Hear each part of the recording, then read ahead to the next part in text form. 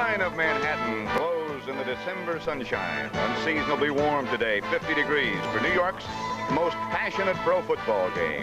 But it'll be played across the Hudson River, 6 miles west of Manhattan in the New Jersey Meadowlands.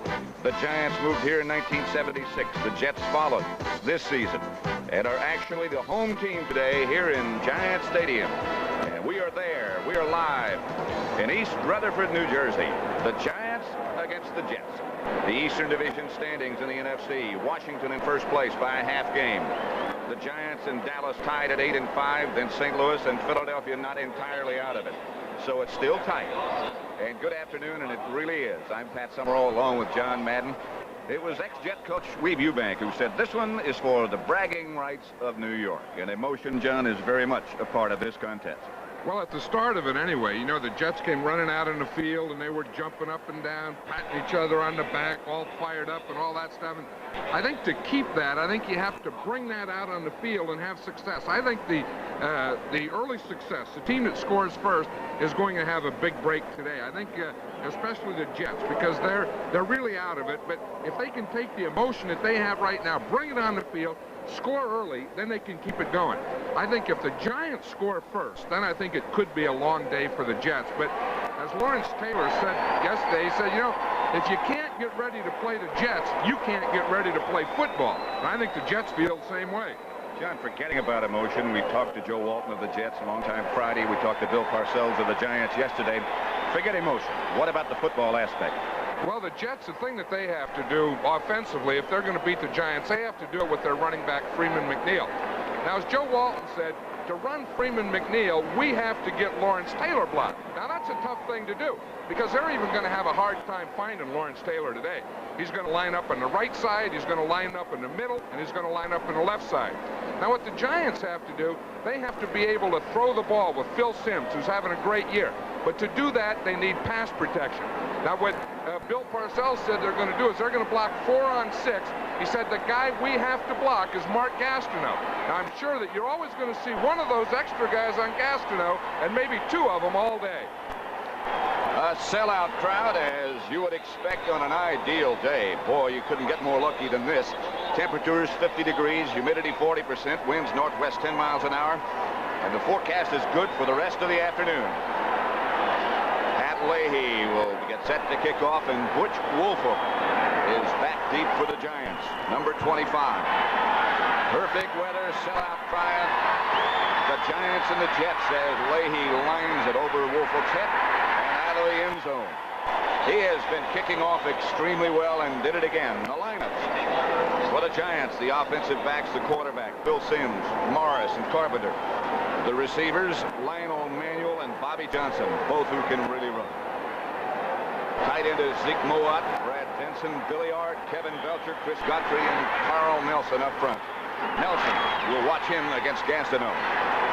From the 20, the Giants against the Jets, and that's where they'll start. Johnson split wide to the left, and now Manuel goes over there with him along with Morris. Mowat, the tight end, comes to the right side. To Carpenter. Carpenter over the right side for about 5. The tackle by Gastineau. The Jets play a 4-man front. Gastineau, Barry Bennett next to him, Lyons and Klecko on the right side.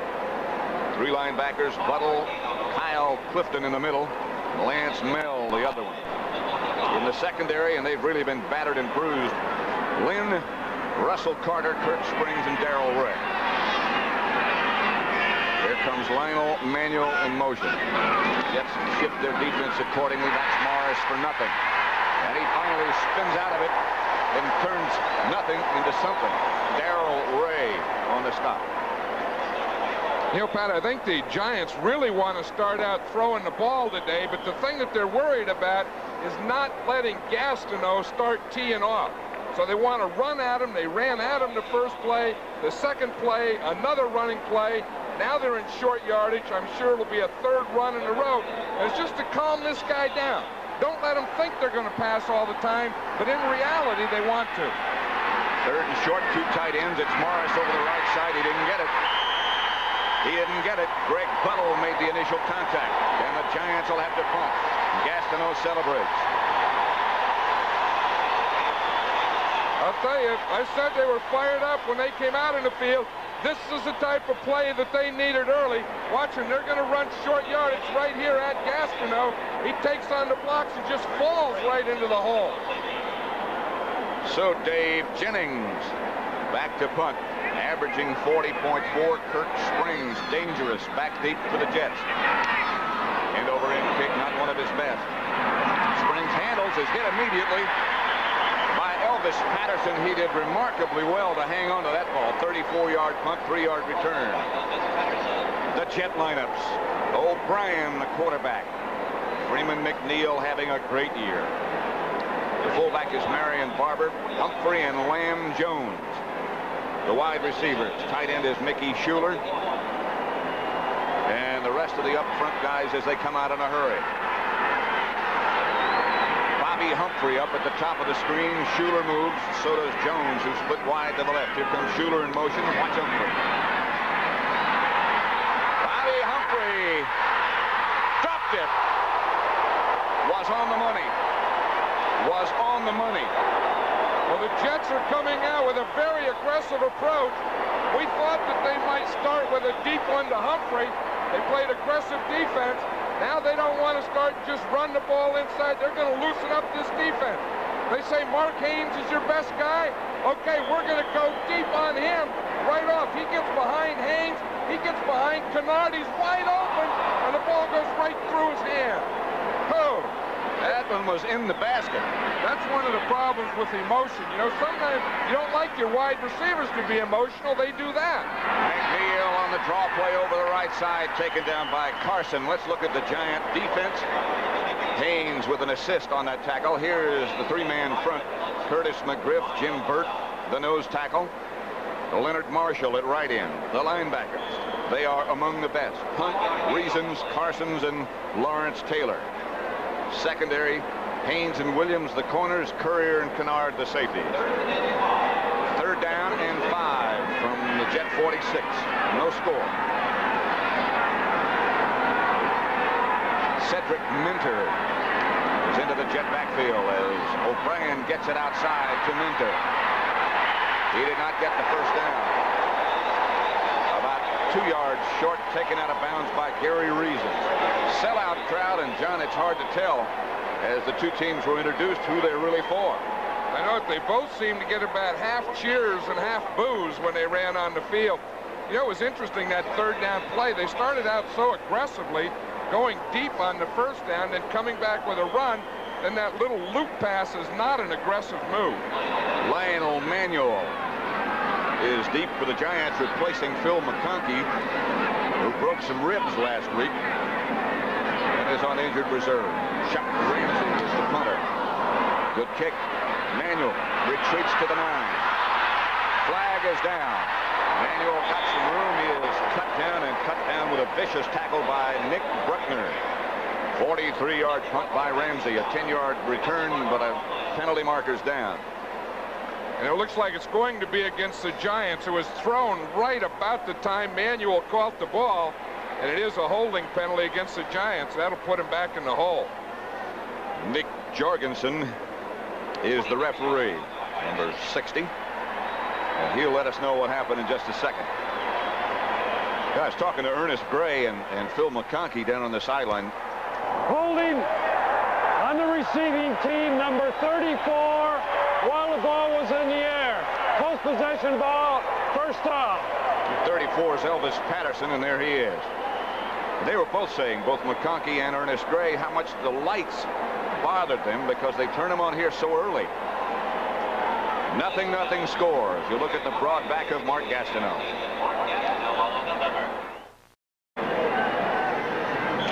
Giants 0, Jets 0. Kirk Springs has re-injured a toe. He is out, and George Floyd has taken his place in the Jets secondary. They have really been battered. Rob Carpenter is the lone Giant setback, and he gets the call. Carpenter is smothered at about the 5 by Marty Lyons.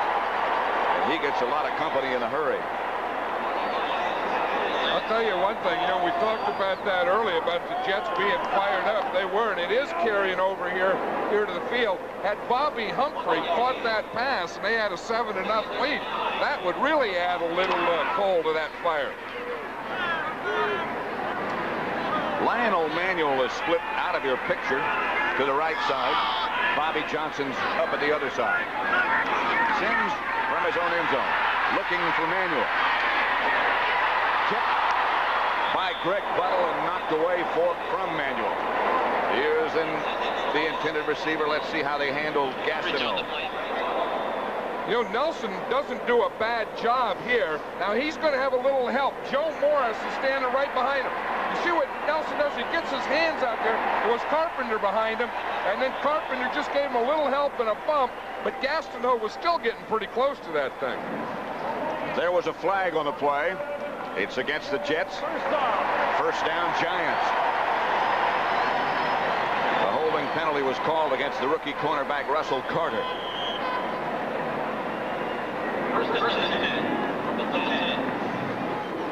That's an interesting battle that John Madden was just talking about, the battle between Carl Nelson and Mark Gastineau. One thing that Nelson does probably as well as anyone is he gets his hands up in a hurry. And he has, as you can see there, he has big arms and strong hands. And he tries to get that left hand on the right shoulder pad of the tackle. That's his best pass rush move. Sims to throw. Trying to set up the screen. He gets it out to Carpenter, who can't hold on. Gastineau is in pursuit. And very close as was Barry Bennett. I'll tell you, you know, a pass rusher doesn't always have to get there. Just being around there, and watch him here, he takes an inside move on Nelson, and that makes Sims move to the right a little, bring the ball down, and he finally gets it off. I'll tell you, this aggressive Jet defense really has the Giants shaken up early. Joe Walton looking on. Joe looks intense. Joe is, of course, the next Giant player. Here's the draw play to Morris. Not much doing. They get about 4 or 5 maybe. That'll bring up the third down, and Gastineau again is involved in the tackle. You know, that's the other thing you try and do to Gastineau is one, run at him so he has to anchor in. The other thing is let him get in this pass rush. Let him get up the field, then run inside him with a draw. I think Gastineau has seen that play so often that he knows. He starts, okay, I'm going pass rush. Wait a minute. Whoa, there goes the draw. I'll come back and get it. Out of the shotgun. 3rd and 5 is Phil Sims.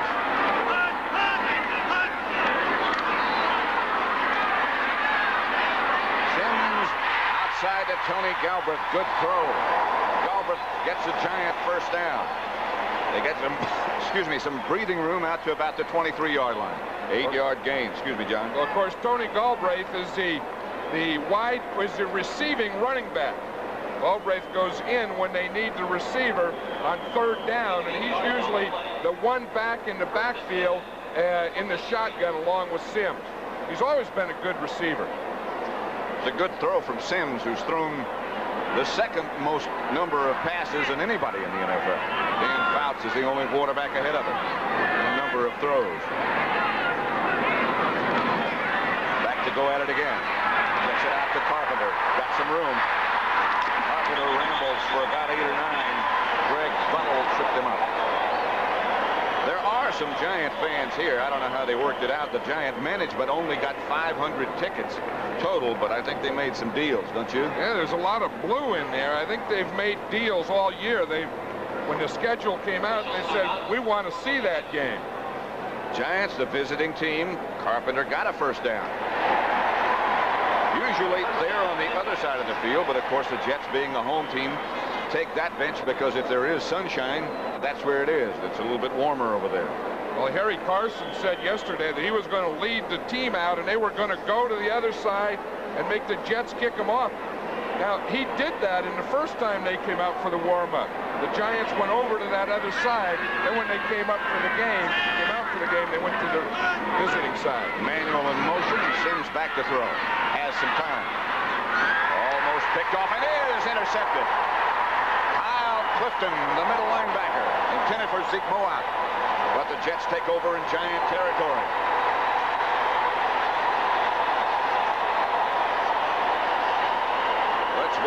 Zeke Moab, the tight end, number 84. You know, on this play, Clifton is coming from the middle linebacker spot. You see Buttle let him go. Now watch, Clifton is right on him. He never did look like he was open that whole play. That was one of those things that Sims forced in there. Sometimes you can get so much confidence in yourself, and I think Phil Sims has that you think you can get it in there even when a guy is covered. And Kyle Clifton was with Moab all the way on that play. He had him. Rookie from TCU. That's what he was saying. I got him. Let me have that ball. Boy, did they have a good year, the Horned Frogs. That's Ralph Baker, the linebacker coach, the ex-Jet player who was talking with him. O'Brien is ready in a hurry. Tony Page is the fullback now in front of McNeil. Pitches back to McNeil. The Brett Butter play, and McNeil whirls down inside the 40. Right now for an NFL update, let's take you back to New York and Brent Musburger. All right, Pat, the Dallas Cowboys strike first, and they do it with their defensive unit here against Joe Pisarcik. Here comes Dennis Thurman. He'll go 38 yards for the touchdown, and the Cowboys open up a lead on the Eagles in Philadelphia 7-0. Back to Pat and John. Very crucial game for the Cowboys. The Redskins won, of course, on Thursday night. They lead the NFC East with their 9-5 record. Cowboys and the Giants trying to stay even with them. Here's McNeil to the right side again. Not much doing. Gary Reasons, who keeps playing better and better every week on the tackle. That was something to get Reasons out there, because that's one of the biggest running plays the Jets have. McNeil to the outside, being led by his big offensive tackle, Marvin Powell. Reasons kind of sneaked in behind Powell and made that tackle.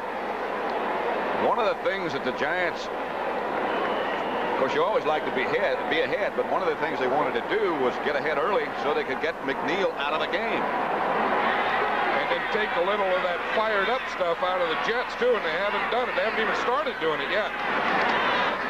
Back to throw is O'Brien.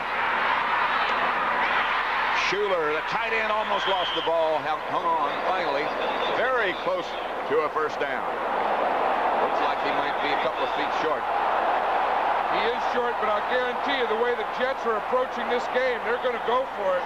There's no way they're going to go for a kick. They're going to go for fourth downs and stuff today. Why not? That's one of the things, you know, when you don't have, you know, when you're out of it, the one thing that you can do is be a spoiler. And I'll tell you, talking about rivalry games and so on, they would love to be a spoiler to these guys. Fourth down, about 2 feet. Cedric Minter and Tony Page, and this is Page. I don't know if he got it or not. Mark Haynes stripped him up, and they don't think he got it. No, he didn't.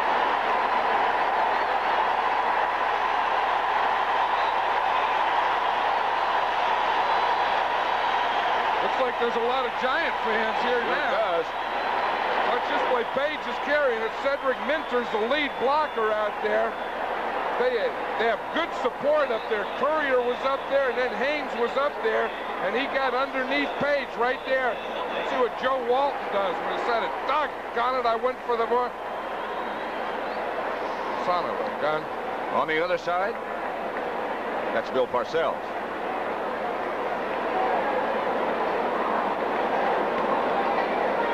That's good reaction, but not great.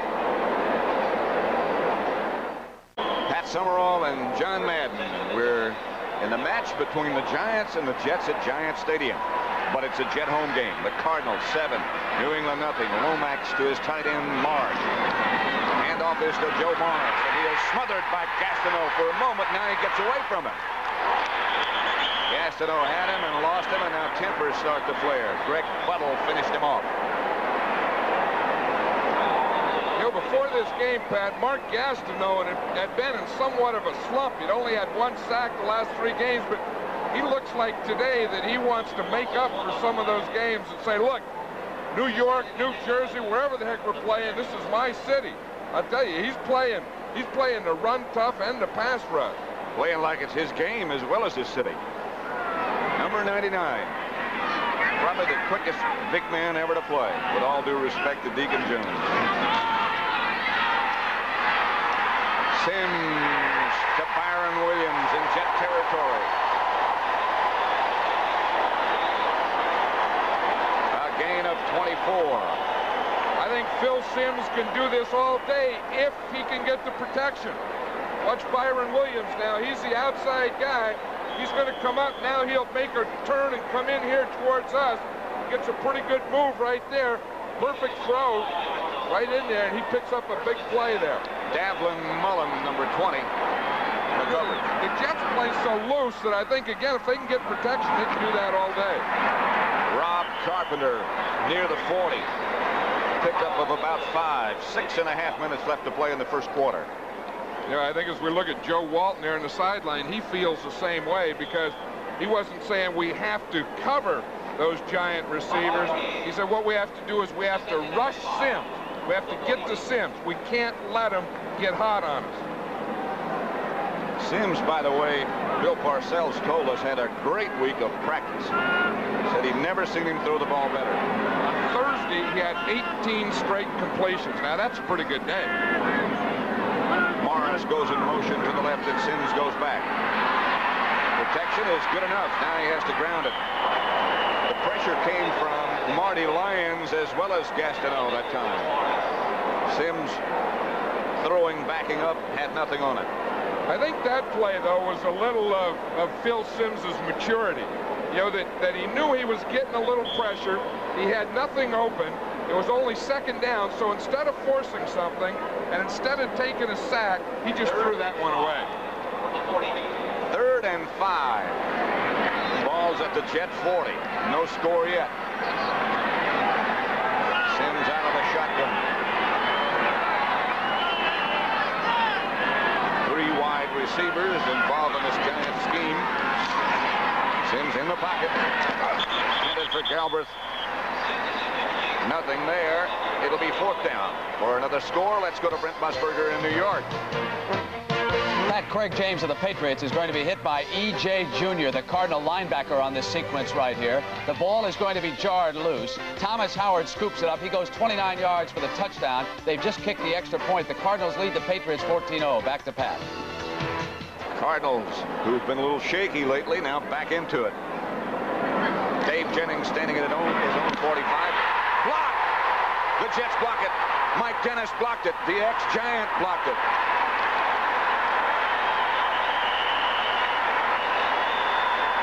Jim Eliopoulos made the recovery. And there's a flag on the play, Pat, but I'm sure the flag is against the Giants. That won't make any difference. It's still going to be the Jets' ball. See, they see the flag now. That's okay. Go celebrate. Don't worry about it. I saw it. It was against 37 Flowers in motion. It's against the Jets. Against the Giants. Jets keep it. Go motion. Offense. Decline. First down. Mike Dennis, the ex-Giant, blocks it. Looks like the pressure comes right up the middle. We're watching it from behind Jennings. Now watch him right there. Straight up the middle comes Dennis. Right into Jennings' face. He kicks that. Right at the end, he made a nice little adjustment. See him, he was coming straight up the middle. He just turned right over to Jennings' right foot and picked it right off his foot. Jets ball, the Giants 35. They give to McNeil, and he gets a yard, no more. Harry Carson made the stop. Jim Eliopoulos is the Jet who made the recovery. It didn't really make any difference who recovered it. Mike Dennis made the block. You know, of course, Mike Dennis had been in camp with the Giants. He was cut as late as this year.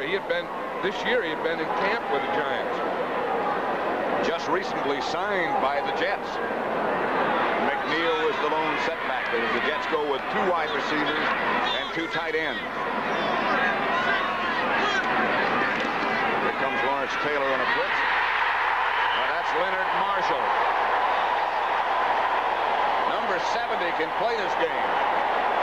I'll tell you, and Leonard Marshall is the type of guy, if he has some success early, he can have a big day against you too. A loss of 7. Let's watch it there. Here he comes. He's taking an inside move. He really, in essence, got double teamed there. Just broke right through a double team and got the sack of O'Brien.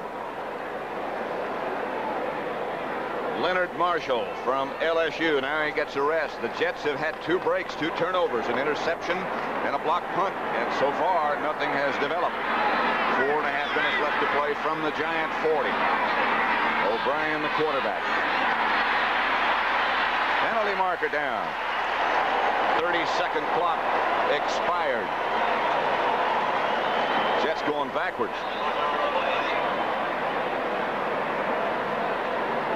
Sure, you know the Jets, like all teams in the NFL, send plays into their quarterback. Offense, still 3rd down.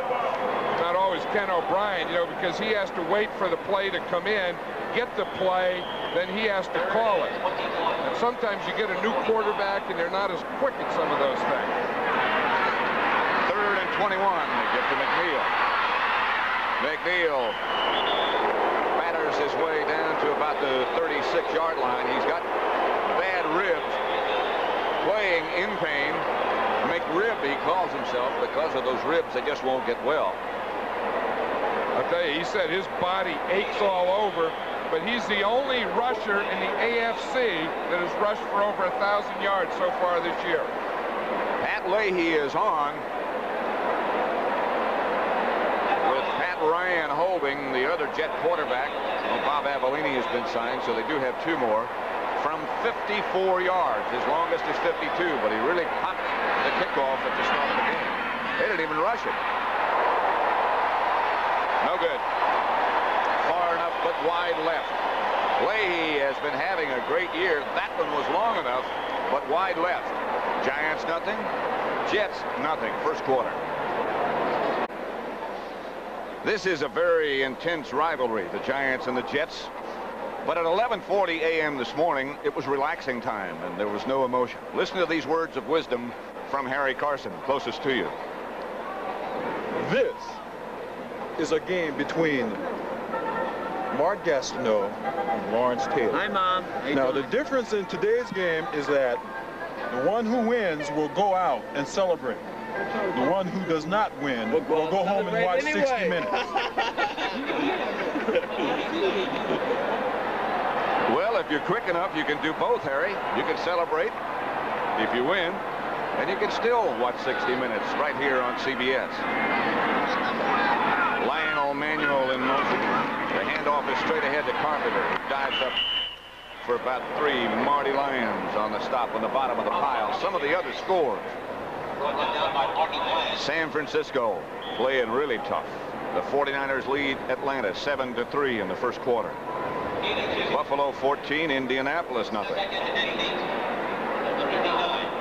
Cincinnati 7, Cleveland nothing. The Bengals still have a chance to stay alive. Pittsburgh 3, Houston nothing. First quarter. Sims in the pocket. Manuel in Jet territory. First down, Giants. Pick up a 15. I'll tell you, you know, as an announcer, you're not supposed to have favorite players and so on, but one of mine in the league this year is this guy here, Lionel Manuel. You know, he's not a big guy, but he has good speed, but even more than that, watch that there. He has that little quickness, you know, where he can run the hook. You think he's going up, you think he's going to, just plants that right foot stop, works back so easily to the quarterback. I'll tell you, he doesn't look like a rookie anymore to me. He can really come off the cut. Here's Sims back again, and down he goes. Marty Lyons on the sack. That's the first one by the Jets.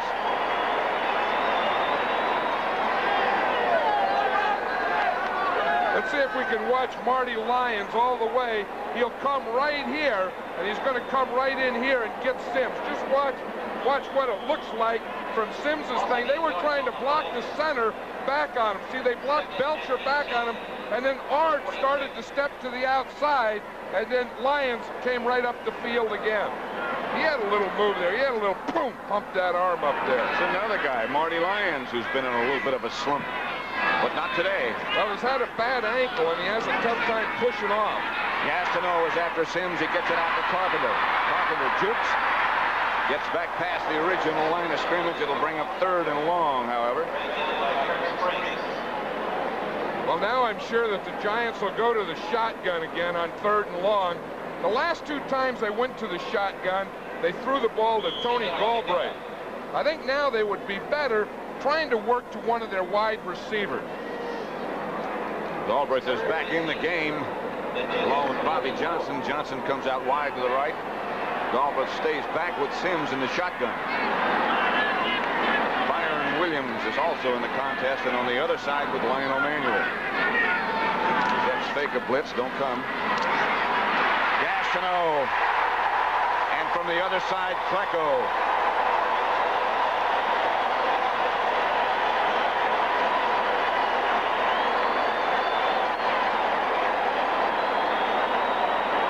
The thing that Bill Parcells was worrying about yesterday. He said we're going to go 6-on-4 all day. Now, in this time, they left Carl Nelson all by himself, so he had trouble with Gastineau. Sims saw that, and Klecko came in from his backside. Jennings, backed up Hunt, gets it off this time. Kirk springs back deep for the Jets. Giant coverage is already there. Elvis Patterson is down quickly. And they down it at the Jet 7-yard line. It looks like a 51-yard punt by Jennings. No return, so that's the net. 0-0, the Giants and the Jets with 51 seconds left first quarter. 51 seconds left to play in the first quarter. 0-0 between the Giants and the Jets. Jet ball at their own 8-yard line. O'Brien gives to McNeil to about the 10. Harry Carson on the bottom of the pile. Jim Ringo was the Jet coach close to you right there. The ex-great Green Bay Packers center in the heyday of Vince Lombardi's team. He would have been proud of his center, Joe Fields, on that last play. He just knocked Jim Burt right off the line and down.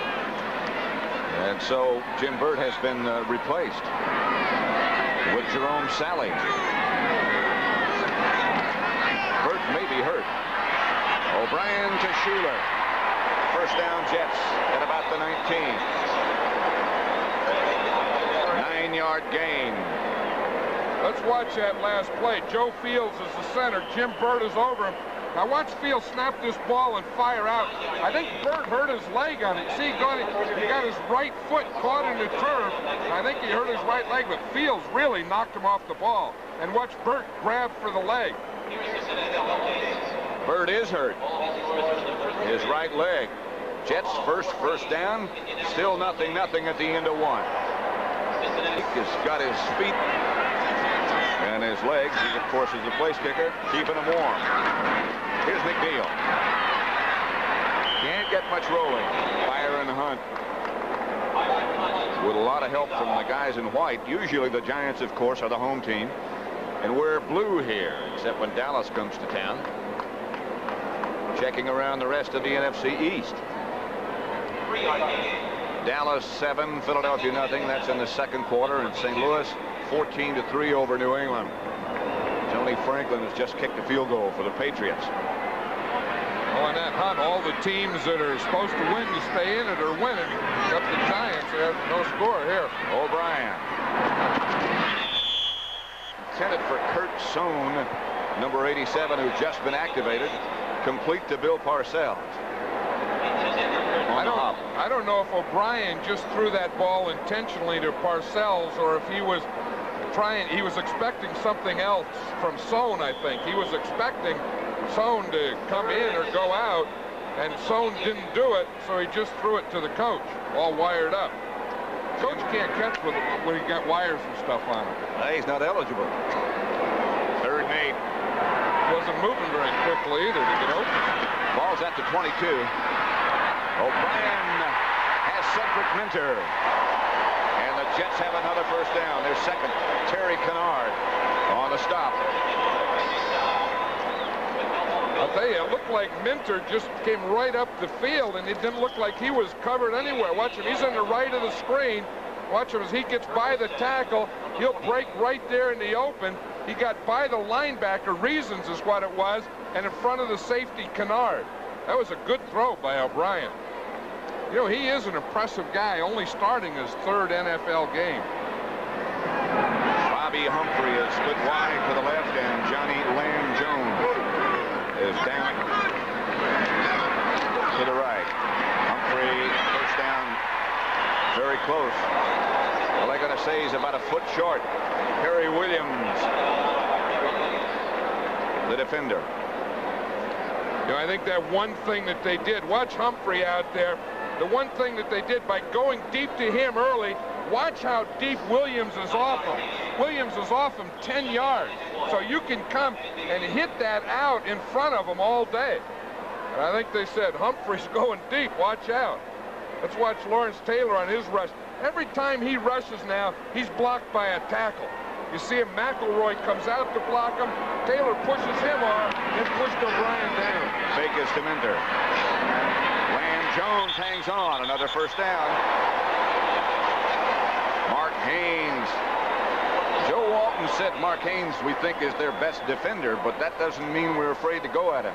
That's right, and I think that, again, by starting with that up and going deep early, they got these corners to think deep. You see Haynes again? He's playing a zone there, but he saw Lamb Jones come off the line. He started to run deep, saying they're going deep, deep, deep again, and Lamb Jones just broke it out to the out. That pass, that early one, that first offensive play, should have been caught by Humphrey. But even if it wasn't, at least you get him thinking. Right now, that's what they're doing, thinking too much. Paralysis by analysis. From the 37, first down, Jets. Giants put on the good rush, but the Jets get the completion to Mickey Schuler. And they move deeper. Close to the Giant 25. Barry Williams made the stop.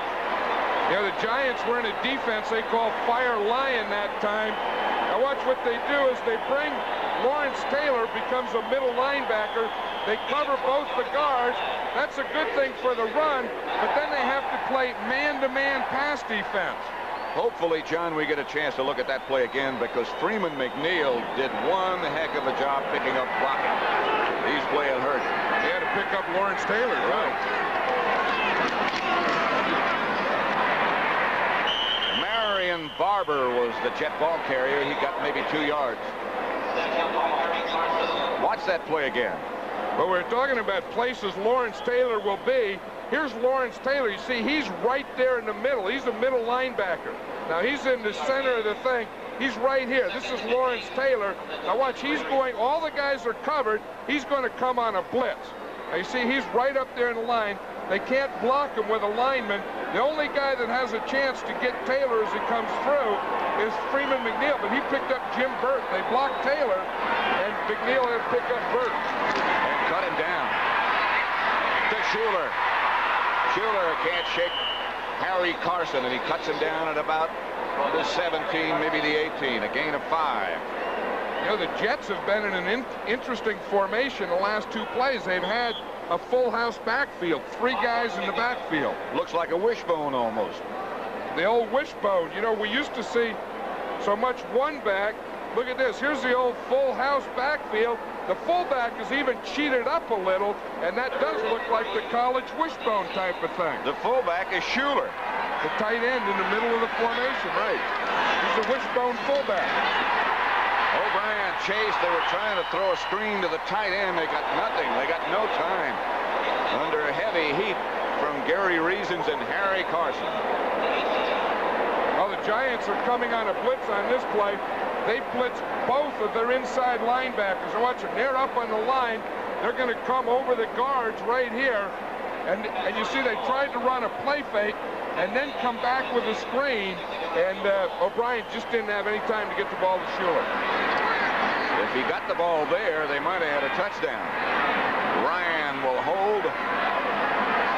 Leahy will try from 36 yards out. Block. He never got it airborne. He'll bring it back to the line of scrimmage. Elvis Patterson got the hand on it, but that ball never got airborne. That would have been blocked by anybody. Right. Elvis Patterson came from the outside. We can see it here. He just comes right around. Elvis Patterson is the outside man here. He just comes right around here and gets this block. I don't even think Elvis Patterson's touched. No, he's not. The wingback blocked down, and Patterson just came right from the outside. Nothing, nothing. Not the kind of game we thought it would be, but it is very interesting.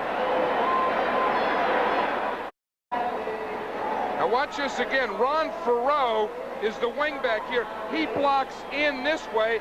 That allows Elvis Patterson to come right off this corner to get the block.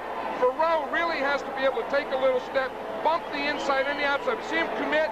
He commits to the inside, and now Patterson can come right around him and get in to get that block. So the Giants take over at their own 20. Morris goes wide right. Carpenter, the lone setback. Manuel comes in motion. Sims goes back to throw. Gets it outside to Carpenter. Got some blockers. Giant first down.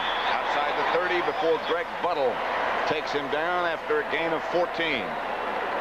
Who helped get that one a first down was Zeke Mowat. He was downfield, and he just shielded Buttle enough so that Carpenter could get the first down. Carpenter hurt his shoulder on that play, too. But watch it. It's going to come out here. Sims goes back. Good protection. You see the job that Nelson did right there. Now, see Mowat right there. He just picks off Buttle enough so Carpenter get the outside. Now, right at the end there, Carpenter hurt his right shoulder. He came off the field. Carpenter is out. Joe Klecko was also injured on that last play, and he's out of the game on the other side of the field. Joe's had all kind of physical problems the last couple of years. Boy, he was healthy. He was something. He really was. He had a real bad knee a few years ago. His latest leg injury has been a hamstring. Hand off to Tony Galbraith. He's out to the 40. Kyle Clifton on the stop. Carpenter stung his shoulder a little bit. I'll tell you, that looks like a little more than a sting. Rob Carpenter's one of those tough guys, you know, that is used to the stings and so on. But when he comes walking off the field and they give him that much attention, I would bet it's a little more than that. Replaced by Tony Galbraith. And so number 30 is your fullback. Number 20 is your tailback, or was. Now he comes out wide to the left. So essentially they're operating with 3 wide receivers. Sims out to Galbraith. Good receiver. Not enough for a first. It'll make it 3rd and about 2. Lance Mell, number 56, made the stop. Let's see. Check on Joe Klecko. You know, the way Joe Klecko's grabbing there, I wouldn't be surprised if he aggravated that hamstring again. Looks like it.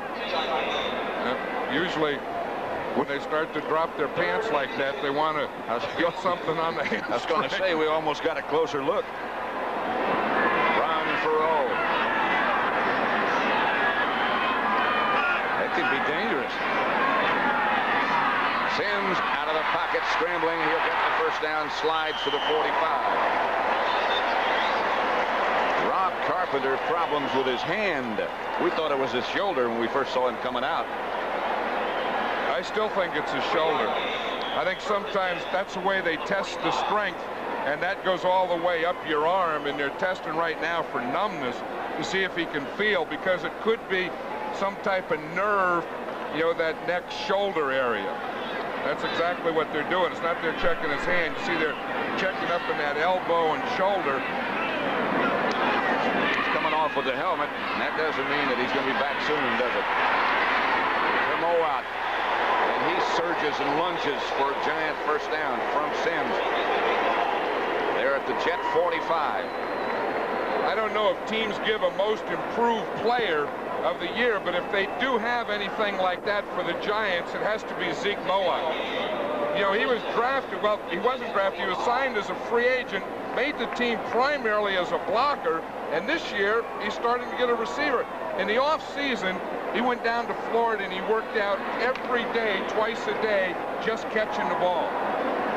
And it sure has shown results.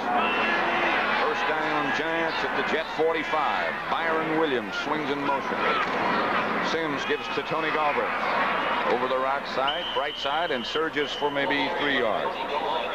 We're going to keep a close look at what's going on around the NFL, and St. Louis has moved further in front of New England. 17-3. O'Donohue a field goal. San Francisco 14-3 over Atlanta. 21-2 is the score. Buffalo over Indianapolis.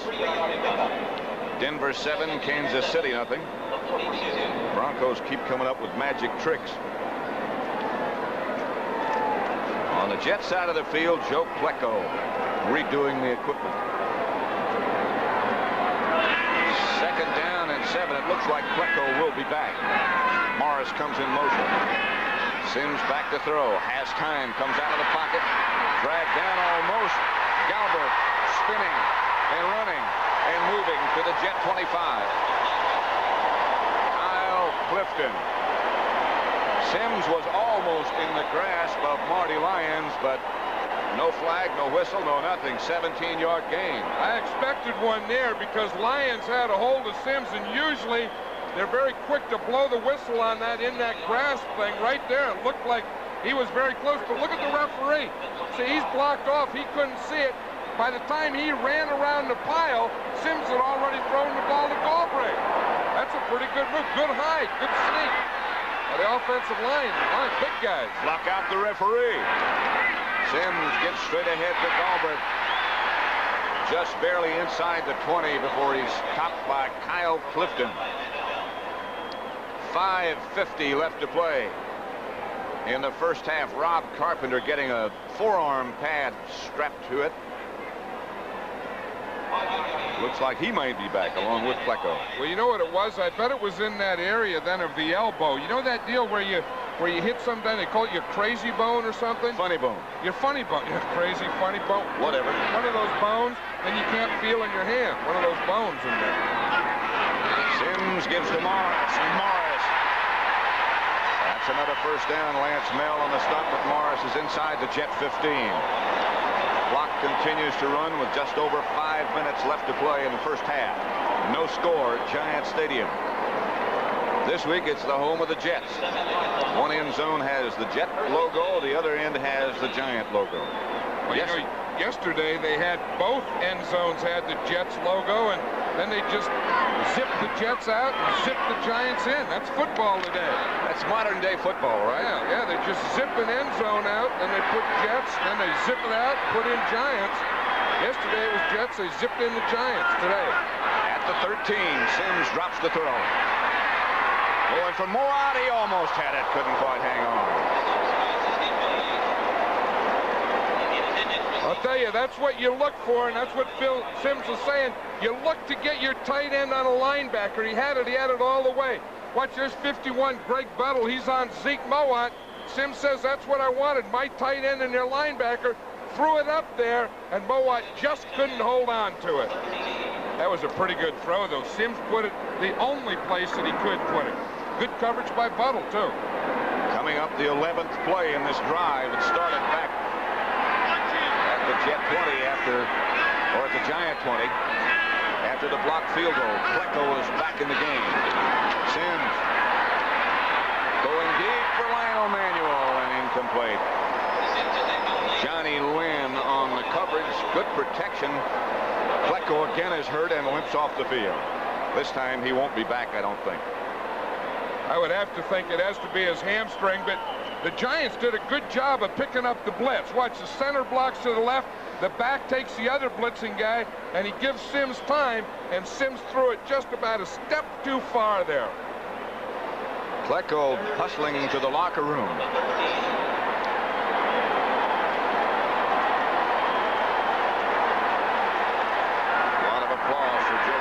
Deservedly so. 3rd and 10 as Sims will operate out of the shotgun. Galbraith goes back there with him, and Galbraith goes out in the right flat, and that's who he's looking for. Tony Galbraith dives inside the 5 to about the 3. Stopped by Kurt Spring. Galbraith running like he's a rookie. I'll tell you, that's a very interesting play. You always have someone. Bill Parcells wants a timeout here because it's going to be short. He wants to decide. He wants to talk about that play. But Galbraith, look, he comes all the way across. Look, in front of Sims, all the way across the backfield to get out there to the right side. Now, teams on defense have their first back to their side, but when the first back comes from the other side, a lot of times you get that type of thing where no one has them covered. It's close enough to measure. The sticks are out there now, and that's about how short they are, about 1.5 feet. You see that catch by Galbraith? One arm. Galbraith has always been a great receiver. Bill Parcells wanted to time out to decide what he was going to do, and I think he did the smart thing. You have to start getting points on the board. Ali Haji Sheikh is on the field. This will be very much like an extra point from 21 yards out, just a little over 21. He had a very shaky beginning. One time he was 5 out of 15. Then he hit 4 straight in the game when they beat Dallas in Dallas. And so he started to make a comeback and get back into the form that he had last year. He said yesterday he has it all together now, whatever that means. And the Sheik puts some numbers on the board for the first time today with 4 minutes and 8 seconds. Hold it. Penalty marker down. You know, they have that rule against jumping. It's against the Jets. It could be that illegal jump if they climb on someone's back to jump up. Sometimes in that area they do that type of thing. They can jump, but they can't get a running start and then jump. Or they can't climb on the back, as you say. And that's what they're talking about, I bet. It's against the Jets, and I bet that's what it's for. Let's see. Dick Jorgensen, the referee. Not a very popular call for the men in green. George Martin, number 75, talking to Bill Parcells. He comes in as a tight end, although he wears number 75 in short yardage situation. And he is a defensive player playing offense. Well, there's an old adage. I don't know who started it. Let's listen to what happened first. Unsportsmanlike conduct foul. Number 59 on the defense was not lined up on a line of scrimmage. He jumped to block the kick. That's an unsportsmanlike foul. Half the distance to the goal. First off. The half may run out before the referee gets through with his call. Look, number 59, we'll see it right in the bottom of the screen, right here. You see what they're saying is if you're on the line of scrimmage, you can jump, but if you're back, you can't jump anymore. That is a tough penalty. Oh, Here's Morris. Over the left side, not in, but close. John Woodring made the stop. The coach closest to you is Pat Hoxson, and he is signaling in the plays to Phil Simms. and I'm sure that play that he's signaling in is going to be some type of run. I bet the Giants wish right now they had Rob Carpenter back because he's the guy who has always run the plays in this situation. Although Galbraith has run very well. And I wouldn't be surprised if Galbraith gets the ball. Carpenter's back. Well, then he'll get the ball. Carpenter. Touchdown. Left-handed spike.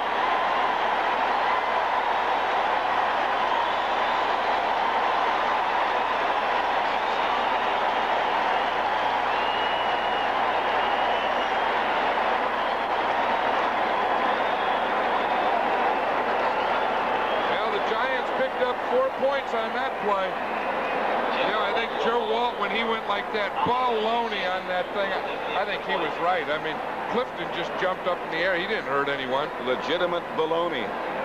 Good baloney. 80 yards in 14 plays. Sheik for the extra point. Nails it. Rutledge holding. And the Giants draw first blood. 7-0. 3:44 left to play in the first half. Here's the touchdown.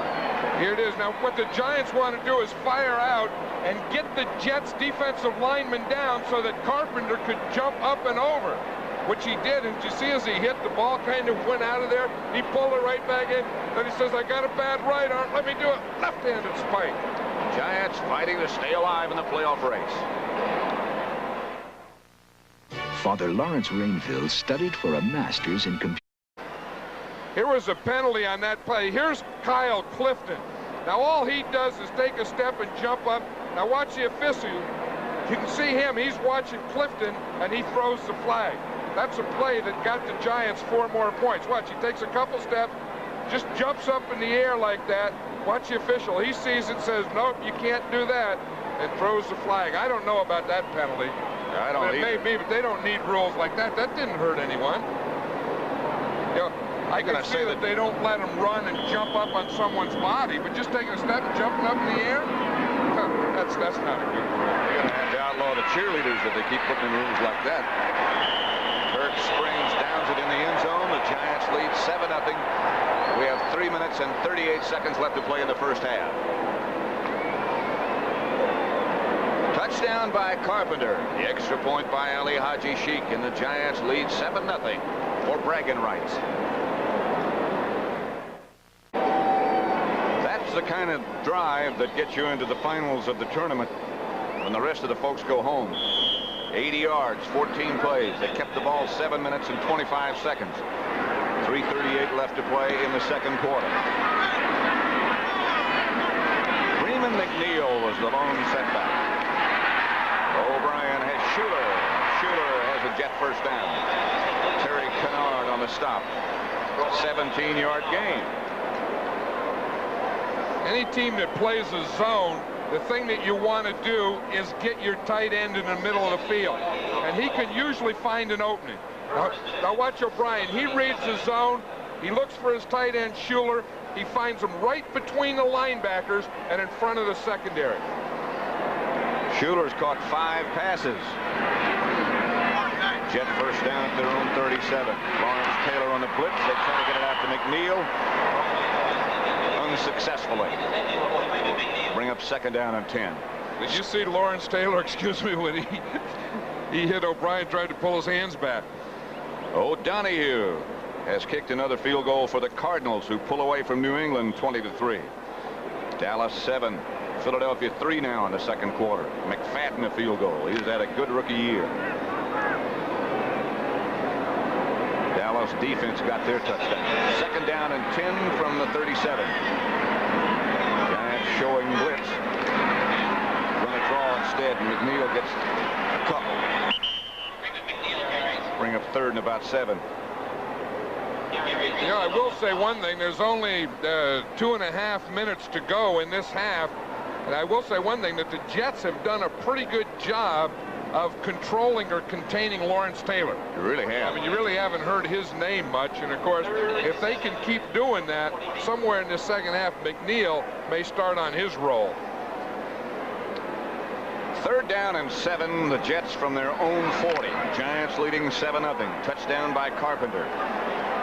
A 1-yard jump as Lamb Jones goes out wide to the left. Cedric Minter is the lone setback.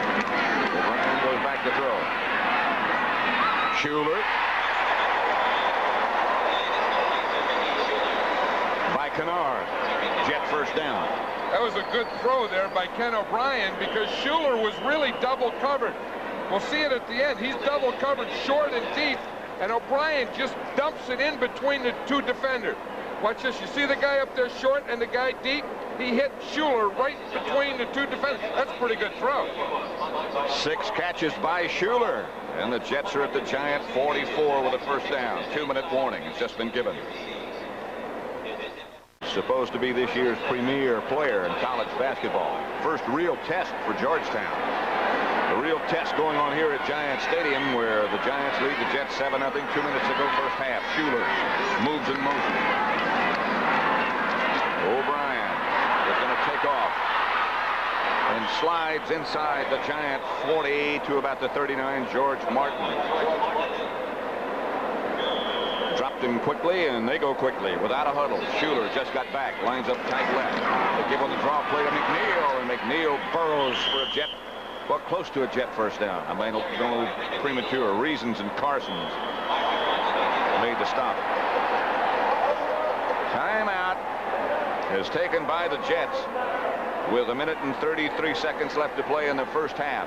They are short of the first down by a couple of feet. Giants 7, Jets nothing. We're in the first half.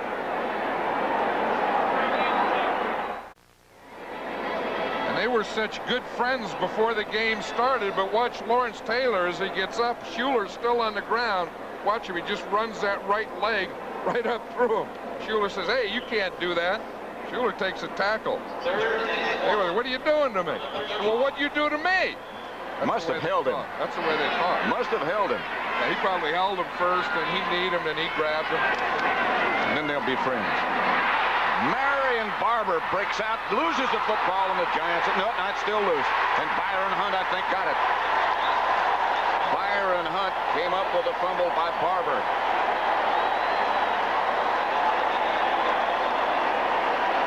It could have been a big play for the Jets. I'll tell you one thing, it was a heck of a tackle. Watch here, Barber starts in this left side, just runs into his own guys, finds a little hole. Now watch as Kennard comes up. You see that right hand? He stripped the ball, knocked the ball out with his right hand. That was Terry Kennard's fumble, not the guy who recovers it. It was Byron Hunt who finally came up with it, but you're right. Kennard caused it. He just struck that right hand, right in there. The Giants have 3 timeouts remaining. The Jets have 2. Giants lead 7-0.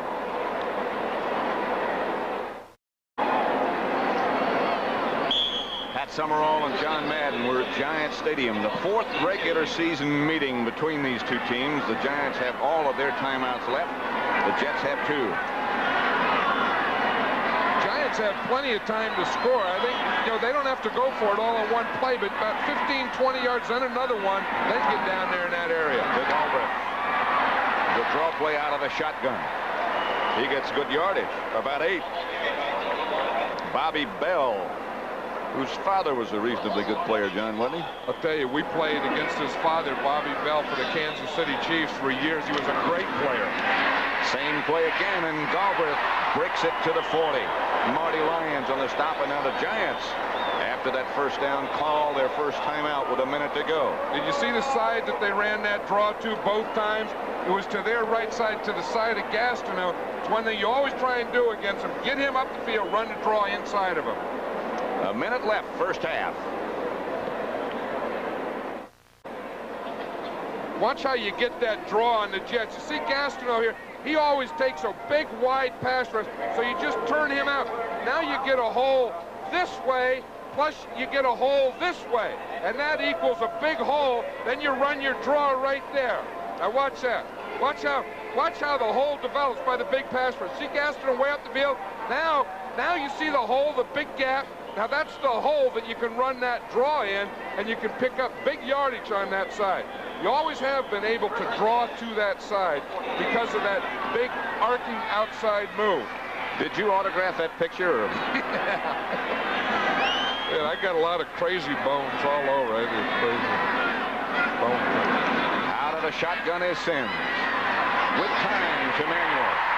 Manuel on his feet, scrambling, almost breaks clear of the Jet defenders. A pickup of 16. Bobby Bell made the stop. The Giants hurry up. Now they've called a timeout, so the hurry up is over.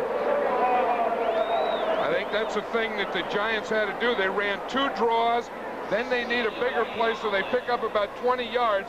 Now watch this. Manuel is going to come from the outside. Now he's going to cut in here. He's the second guy, the outside guy.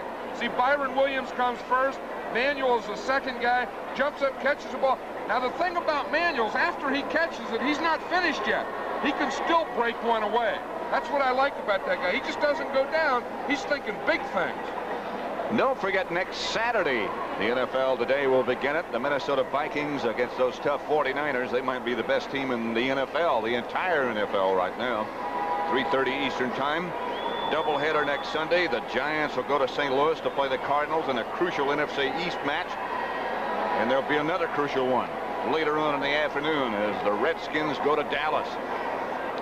Check your local listings for the game you'll be viewing here on CBS. Great weekend of NFL football next week right here. Phil Simms, at whom you look, is 11 out of 17 for 137 yards. The 1 interception by Kyle Clifton. Giants down to 1 timeout with 46 seconds left to play. They're at the Jet 44. If I were Phil Simms, I'd try and find Lionel Manuel again somewhere in this deal.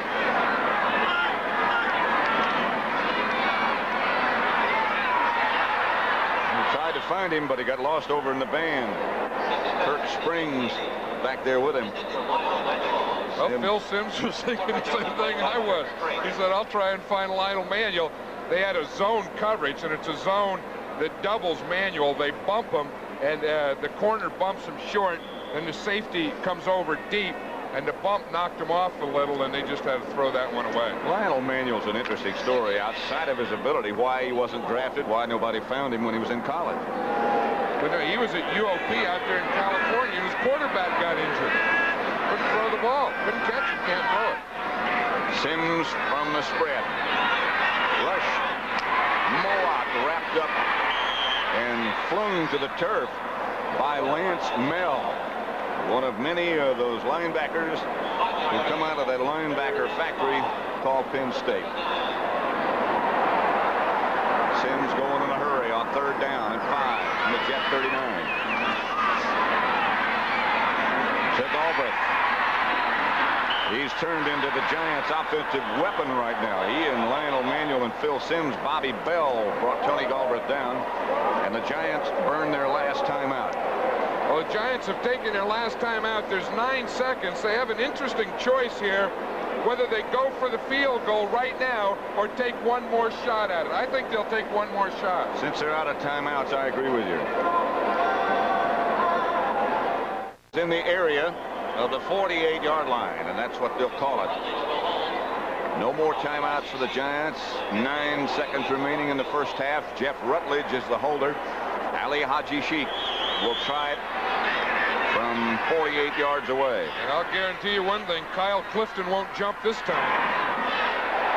Long enough, good enough. Sheikh pumped that one into the tunnel with plenty of room to spare. And it's 10-0 Giants with 4 seconds left to play in the first half. Well, the Sheik said yesterday he had it back. He said everything's ready. Watch your coach. That's all you can do. All you can do is stand there. You don't have your headset on. It's your last play. All you can do is watch that thing and hope and say, ah. Look at the Sheik. His arms aren't very big to do that move. You know, like a gastronom, when he does that, you got big arms. Sheik has little skinny arms.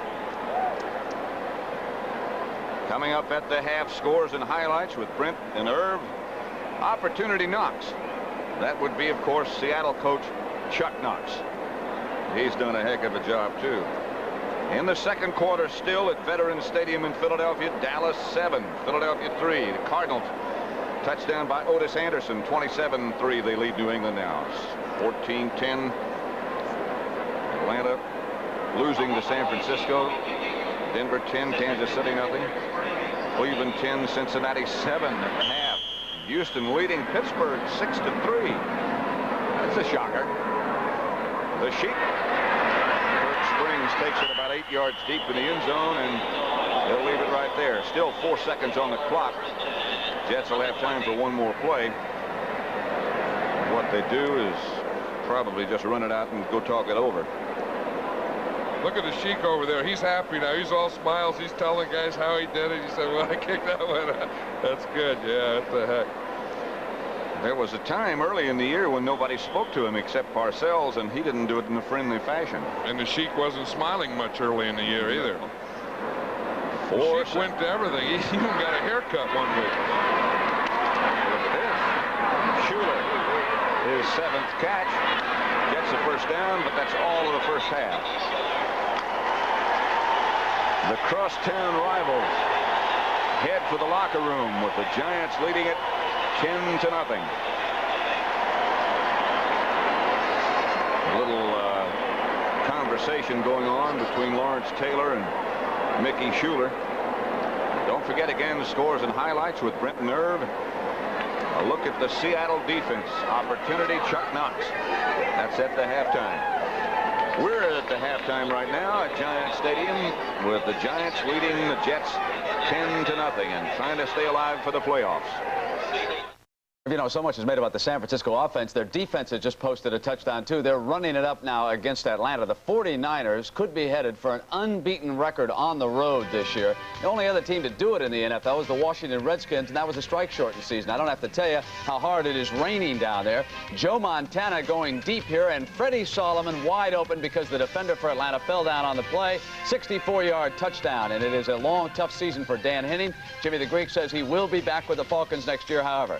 Montana 10 on the sprint to the right here. We'll go to Dwight Clark. Now, Clark is all alone. They lined him up along with Freddie Solomon on that one side. There is Gary Big Hands Johnson just moments ago rushing in for the touchdown. But the point I wanted to make, Irv, is they line up Solomon and Clark on one side, and all the defensive backs, they went for Solomon. You know, I think that everybody sometimes gets a little upset when the weather's bad. The 49ers are used to playing in rain, right? That's true. Good point on that game. Denver and Kansas City.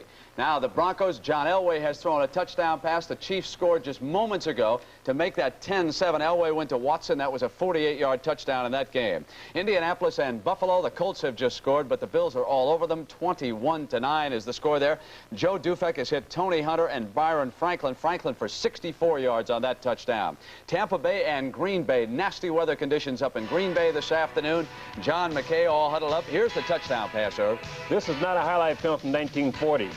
Wilder takes a pitch to the right and throws a pass up there. It's complete to Armstrong for a 16-yard touchdown. Vince Lombardi would never be shut out by a team from Florida this time of year up there in Wisconsin. Pittsburgh and Houston right now, battle of the field goals. Oilers lead at 6-3.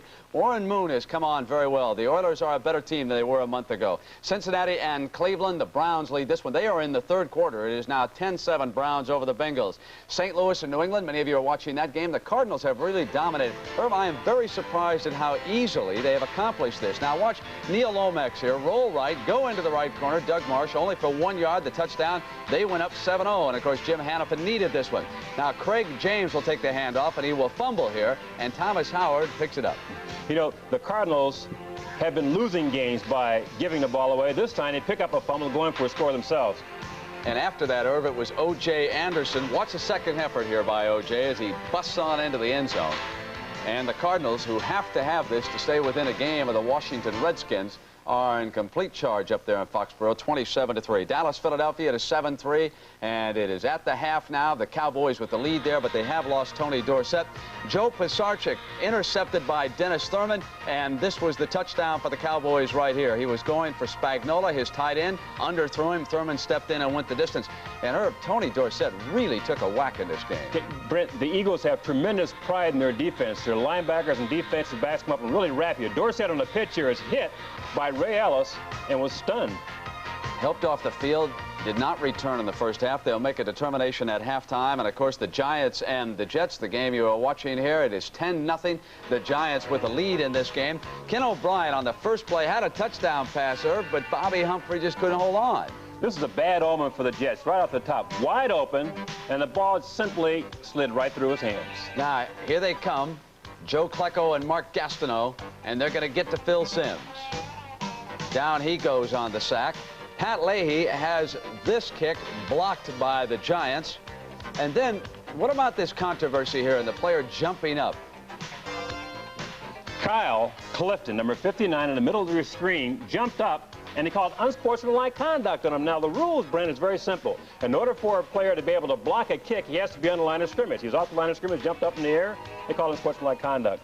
Giants get the ball to get a touchdown instead of the field goal. All right, the NFL Today continues on CBS after these messages from your local stations.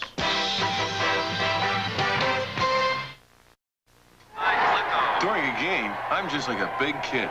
But off the field, I act like the grown man I really am. I even do my Christmas shopping early. See? My son's gonna love this Hess toy truck. The lights work, and the hose pulls out. And here's the best part. It's got a built-in bank that holds real money. Hey, Joe. The bank opens up. Sure, that's how I get the quarterback. The Hess Toy Truck Bank comes fully assembled for $4.99 with an ever-ready battery included, only at Hess stations. Irv, let me remind everybody, a special NFL game next Saturday on CBS. It's Minnesota against the San Francisco 49ers at 3:30 Eastern Time. The 49ers, one of the elite teams of the NFL, like several others out on the West Coast. And you know, last year in their first season under Coach Chuck Knox, the Seattle Seahawks made the playoffs for the first time behind a strong running attack that became known as Ground Chuck. And this season, the Seahawks, with an 11-2 record, are even better. And they're winning this year behind an alert and aggressive defense that has given Seattle a new nickname. Opportunity Knox. Here's Suey in motion through the formation. Avellini's back for the pass. Straightens up, throws out the flat. Caught by Suey. The ball's knocked away. Scramble for it in the end zone. Seahawks recover. Touchdown, Seahawks. The Seahawks are second in the league in sacks. They lead in fumble recoveries and interceptions. Yet whatever the Seattle defense does, the spotlight in the NFL focuses elsewhere, further south. Dan Marino and the Miami Dolphins are the state-of-the-art in offensive attacks in the National Football League. The last defense to come into the Orange Bowl and shut them down, the Seattle Seahawks, and the Seahawks have not slowed down this year. Our defense has played very, very aggressively, getting people to the football, hustling and hitting, and being very opportunistic. We're not a big bunch of guys, but you know, we play with pride and we play with hustle, and you know, we just let it all hang out. Letting it all hang out too much was the Seahawks' story last season. In Knox's first year as coach, their 3-4 defense gave up the most yards in the AFC. So this season, they went back to work, and practice has made the Seahawks perfect.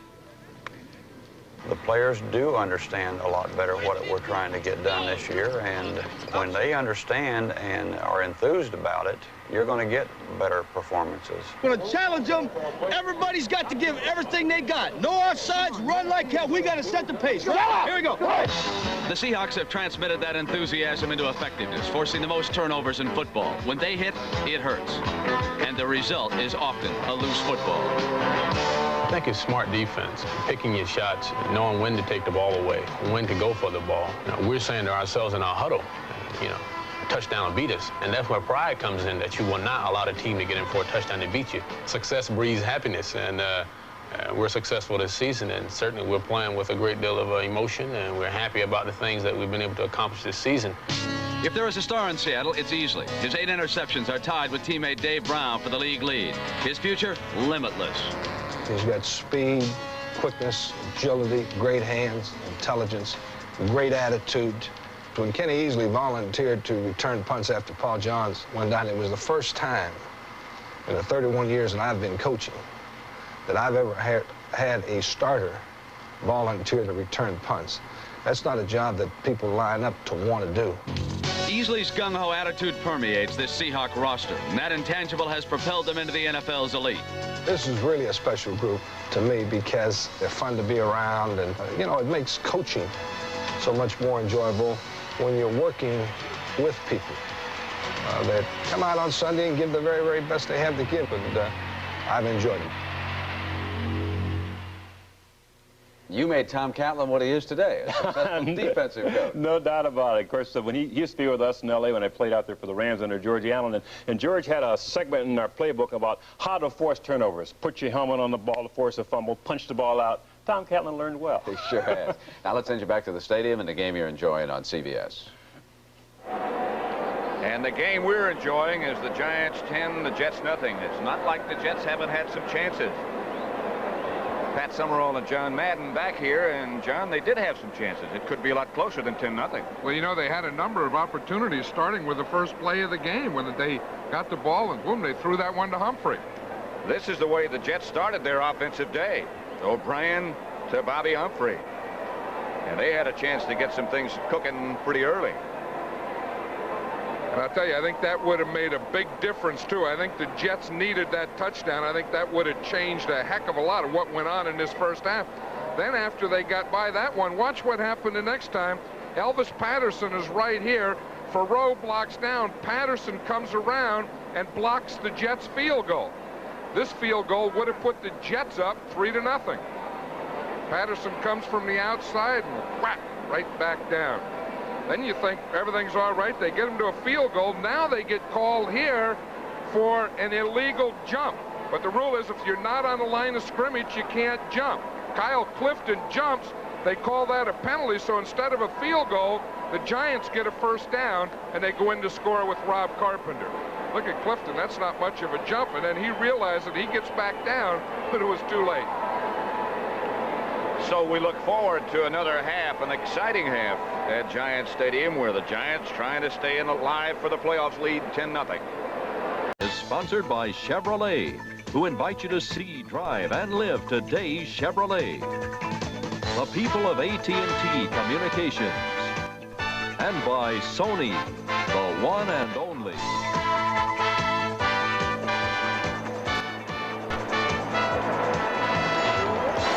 Summerall and John Madden were just about set to go with the second half. The Giants' Ali Haji Sheikh will kick off. His team leading 10-0.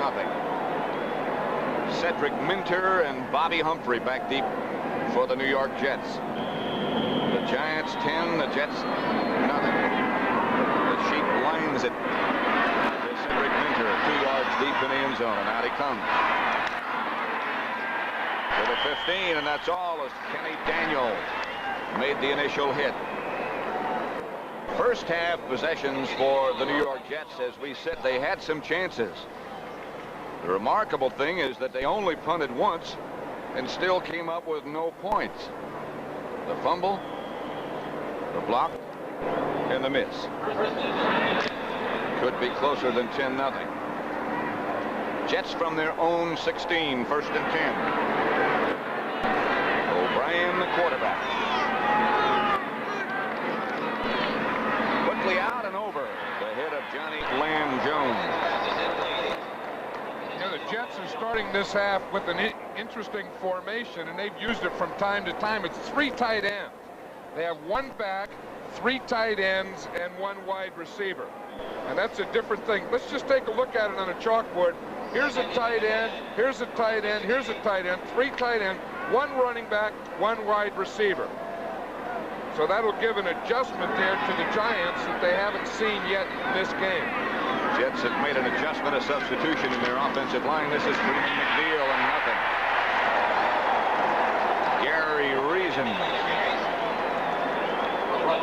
Jets have taken out Stan Waldemore. His place has been taken by Jim Sweeney, rookie from Pittsburgh, who they think is going to be an outstanding offensive lineman. I know that Joe Walton, every time he would talk about Jim Sweeney, he had a smile in his eyes. I can see why. You know, Jim Sweeney, Irish guy, with his arms, he has short sleeves, cold day, ready to play, gloves on, get down there in the pit, Sweeney, get some guys. Joe didn't smile much. O'Brien has some time. Pass complete to Mickey Schuler. Looks like it's about a yard shy of the first down. Lawrence Taylor on the stop. It is. Jets will have to punt. That's one of those where you wonder why they threw it if they're not going to get the first down on a completion.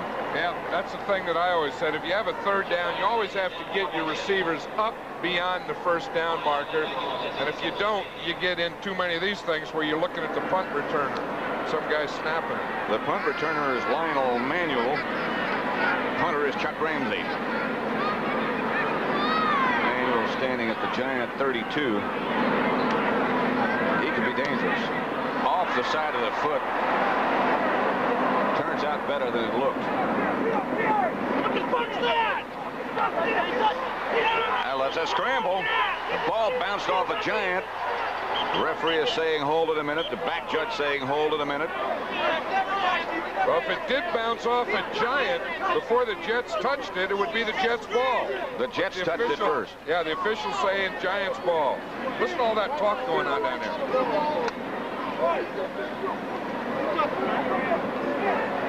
They were saying good things down there, but watch this. Manuel's there, but the Jets kick it. You see that? The Jets kick it, and now if it hits a Giant after that, then it's okay. The Jets' outstanding special teams player, Fernandez Burgess, had it bounce off his leg. First down for the Giants, their own 35. Rob Carpenter is back with a new tape job on his right elbow. And Joe Morris comes in motion. Carpenter gets the handoff and gets, for a moment, some room. Lance Mell made the stop. Jim Burt in pain over on the sideline. Well, I'll tell you, we were talking to Bill Parcells about that matchup with this guy, Jim Burt. They just tape right over the shoes. If you need an ankle tape job and you're in the game, you don't take off your shoes and socks. They just tape it right over the shoes.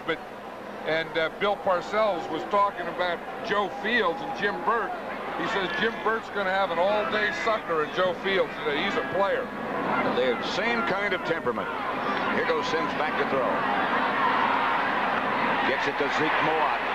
And he circles for a first down. Bobby Bell on the stop. 7-yard gain.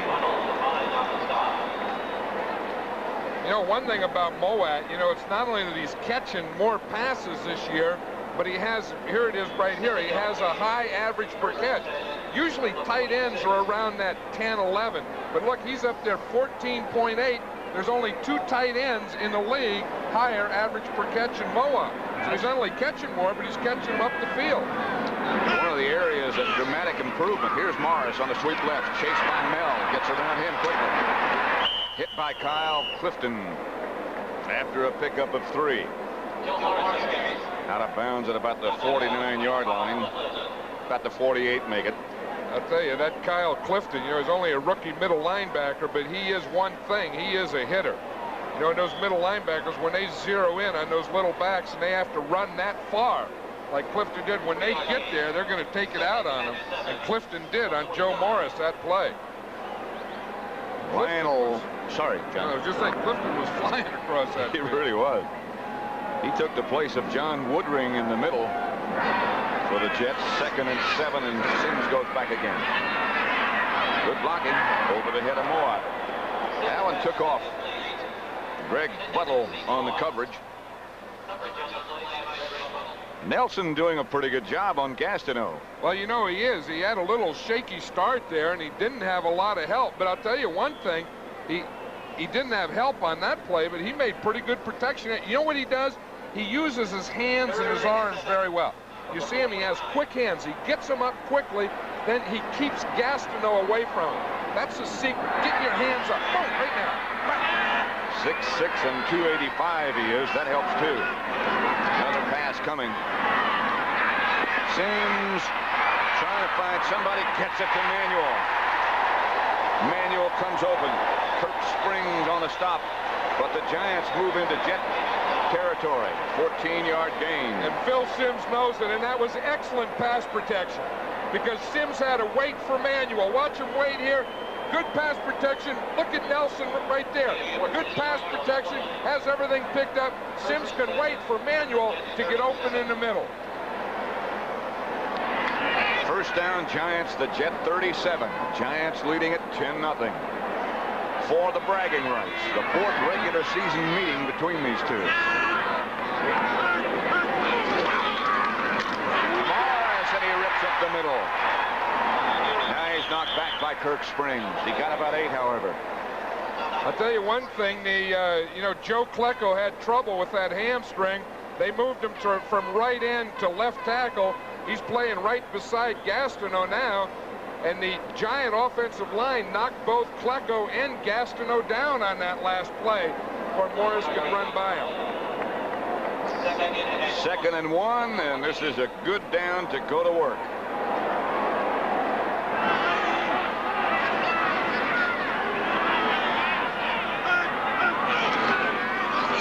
To Carpenter. First down, Giants at the Jet 25. Run Farrow, number 74, tripped him up. You know, for a big guy that Carpenter is, a thick guy, he has good hip movement. See him on that play, he started in and then he just moved his hips sideways to pick up a couple more yards. That was a nice little move. Of course, the Giants have had trouble all year long running the football. It goes all the way back to training camp as Joe Walton, an ex-Giant, looks on. 10-0, Giants leading. Sims to throw. Gastineau.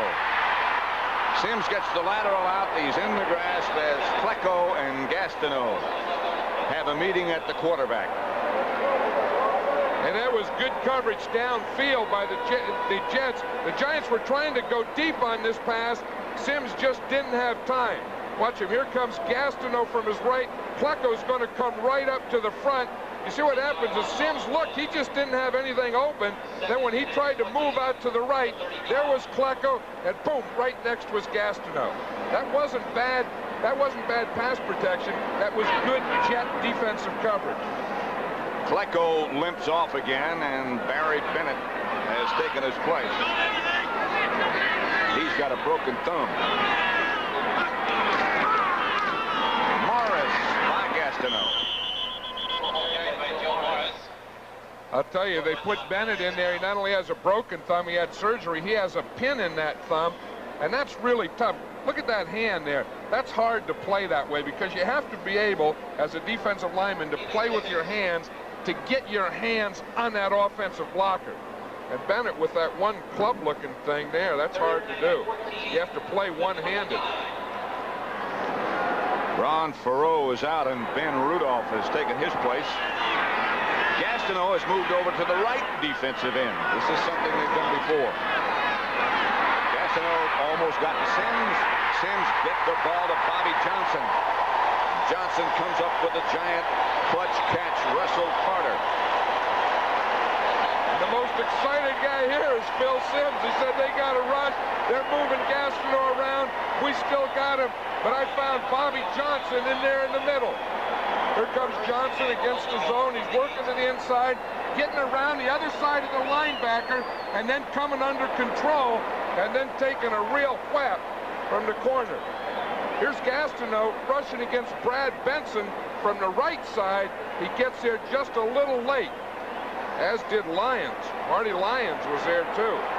Sims fell it, but he said it's worth it when you get that big a completion. It's 1st and goal from the 8 as Mars swings left and cuts back for a touchdown.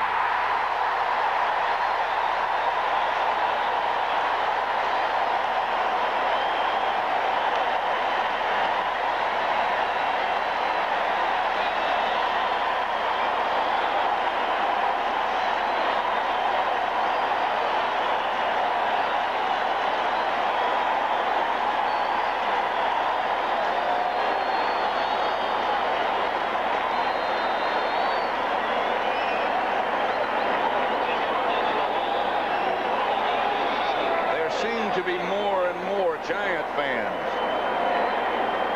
Ali Haji Sheik for the extra point with Jeff Rutledge holding. Good. I'll tell you, on that touchdown run, Joe Morris makes a nice cutback, but watch right here, 26. A good block right there by Rob Carpenter, and now Morris could break right off that, cut back against the grain, and then he's into the end zone. Good block by Carpenter. Nice cutback by Morris. Average drop there.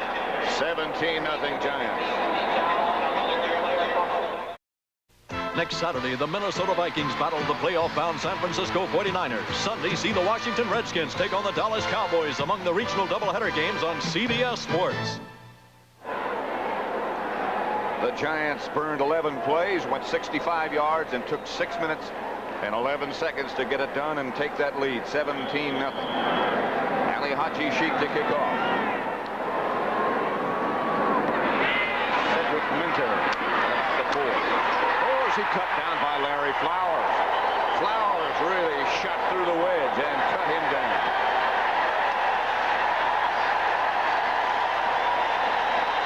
It's not only the offensive guys and the defensive guys and the coaches that get fired up. I'll guarantee you these special teams guys do too. Watch Larry Flowers here, 37. He gets right beyond those blockers. Right now he sees a hole. He said, I'm going to go in there, dive in between guys and get that guy running with the ball. He said, I did my job. Whoa! And one heck of a job. Schuler goes in motion. 17-0. Schuler makes the reception. Got about 7 yards before Gary Reasons takes him down.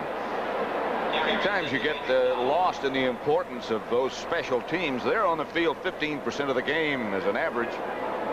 They can get a lot of points for you and build a lot of emotion for you, can't they?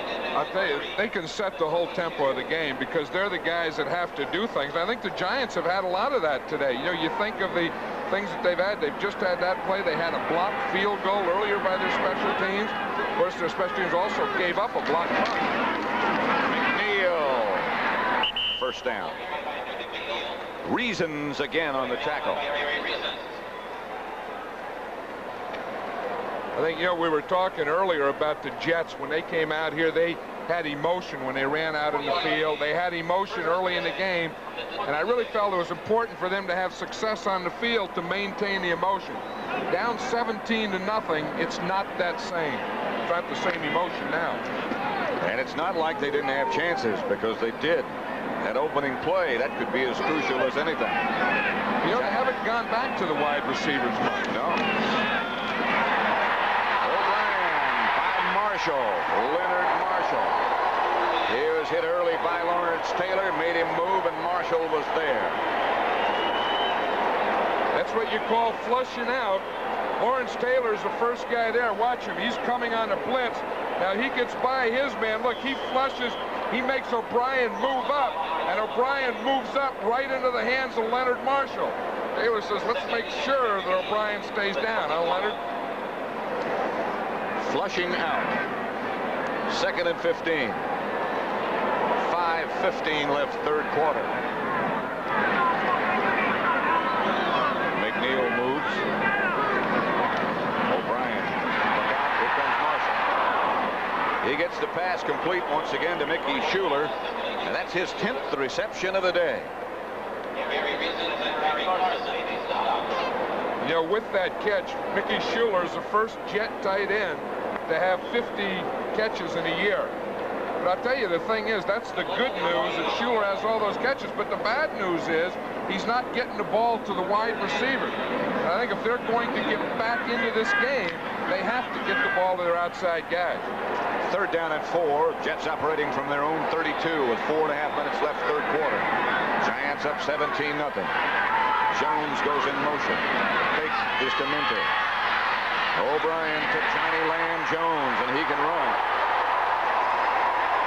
Jones out of bounds. He's been bothered by a bad hamstring, so he really couldn't burn it.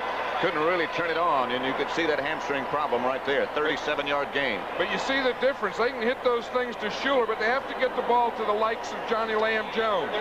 Watch Jones here. He's on Mark Haynes. He starts in motion, not all the way across. Stops just before the ball snap. Gets by the bump there, gets by another bump, outruns Haynes. He may have a full muscle, but he outran Mark Haynes there, who doesn't even get back into the picture, and he's finally knocked out of bounds by Terry Kennard. 37-yard gain. Martin rushing O'Brien. Kurt Soon has replaced Jones. O'Brien gets it out quickly to Bobby Humphrey. Can't come up with it. Dallas has scored again. Let's see how they did it. We go back to Brent Musburger. Pat, it was a tough first half for Danny White and the Cowboy offense. White had 3 intercepted passes, but this time he gets springs out of the backfield, and Ron gets in 57 yards on the touchdown. Cowboys lead the Eagles 14-3. Back to Pat. Here at Giants Stadium, Pat Summerall and John Madden. It's 17-0 Giants. Jets on the move. 2nd and 10 from the Giant 31. O'Brien with time this time. With a lot of time this time. And he's going to run. Out of bounds at about the Giant 25. Harry Carson nudged him out of bounds. Put a pretty good little fake pass juke on Lawrence Taylor. That's what Lawrence Taylor says. When I run in there and zero in on those guys, they're supposed to stay back there and throw the ball. Watch Taylor. He's going to come in there, and he sees him. He says, I got a quarterback right here. The quarterback ran by me. And those quarterbacks aren't supposed to go out there. Ryan says, boy, am I happy I got by him. 3rd down and 5. There have been a lot of big downs, and here's another one for the Jets. The Giant 26. O'Brien. Jones has it chipped away at the last second by Mark Haynes. Now do you take field goal? He's coming with Leahy. I'll tell you, Lamb Jones starts to the inside, makes a good move on Mark Haynes, but then Haynes makes a good move of taking that move and then turning and getting back. Fantastic recovery there. Watch Haynes there. He started in, darn near fell down, caught his balance, jumped up, got his left hand in the ball. I think the Giants have to take the field goal here. Just get something on the board. The Jets. The Jets. Leahy gets him on the board. From 43 yards out. He had missed 2 before from 54 and 36, but that one's good. And it's 17-3 with 3:52 left, third quarter. I have taken on many fighters and tried many beers. One beer isn't a class by itself. Light beer from Miller. Light tastes great, and it's less filling. It weighs in at 1/3 less calories than the regular beer. Yes, I discovered your greatest beer, but I never met You're the greatest fighter. Hey, who is this Billy Martin anyway? Billy Martin? He's warm, he's gentle, good looking too. I got to meet this guy. Light beer from Miller. Everything you always wanted in a beer, and less. Let's watch this same thing, this last jet field goal. Again, Patterson gets by Faroux here, but this time it's a little too late. He doesn't reach it. Watch Faroux again, number 74, blocks down, but at least he keeps his left leg out there. Do you see that? By keeping that left leg out there, that made Patterson just take a little adjustment, and he was there a hair too late. Plus, Leahy got the ball up in the air a little bit more quickly. Butch Wolford back deep for the Giants, but it won't be him. It'll be Frank Cephas. He started from the 8. Cephas tripped up at about the 27. Penalty markers down. Jim Eliopoulos made the tackle. Flag is down on the play. Holding against the Giants. They'll move him back. Dick Jorgensen. Holding, number 44, receiving team, first down. It's only the second penalty all day against the Giants. And that helps if you're looking at playoff situations. And they look in that direction right now.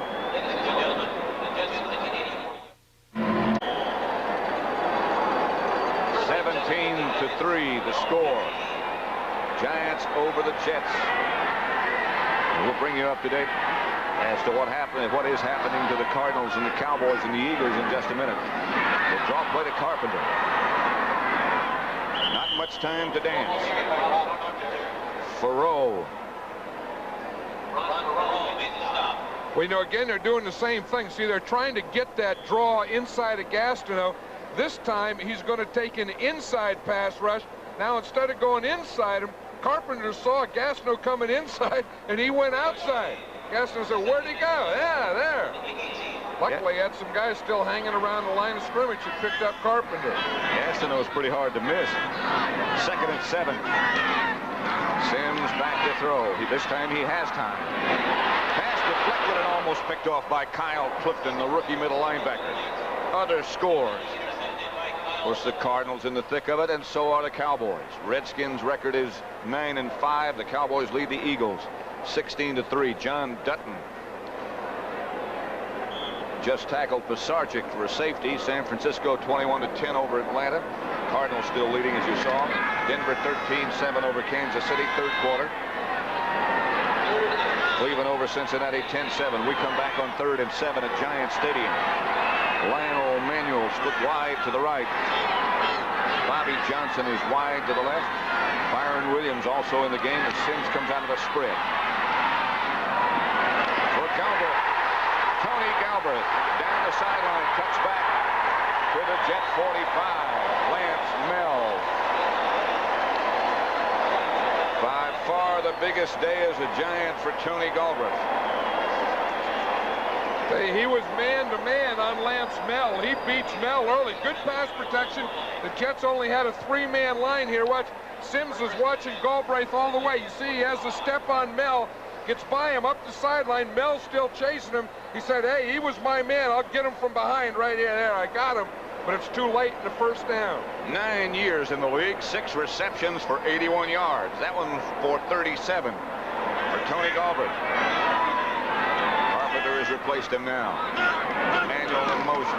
Carpenter swings to the left. Kirk Springs is the first Jet to hit him. Marty Lyons and Mark Gastineau from the other side. More scores. Houston leading Pittsburgh 13-10. Cleveland was beating Cincinnati. It's all in the AFC Central. Pittsburgh scored all those points last week. Now Houston.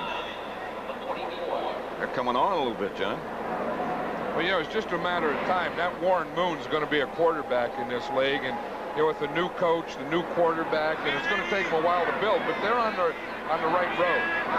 2nd and 9. Carpenter got a yard, and Sims goes back to throw. Has time, and Asik Moat. Out of bounds. And here come the flags, and there goes Moat. Darrell Ray is the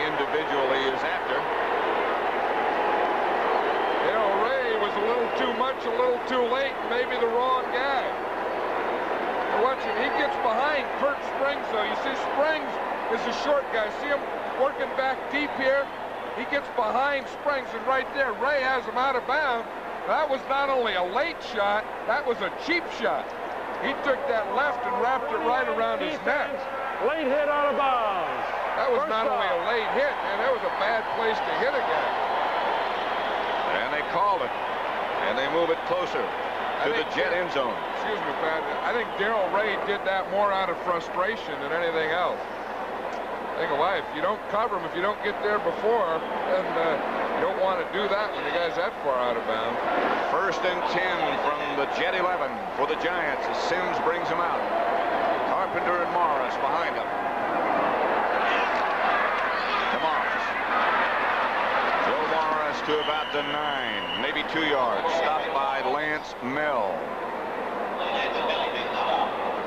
I think the one thing in this game that, Carl Nelson, the right tackle of the Giants, really should get a lot of credit.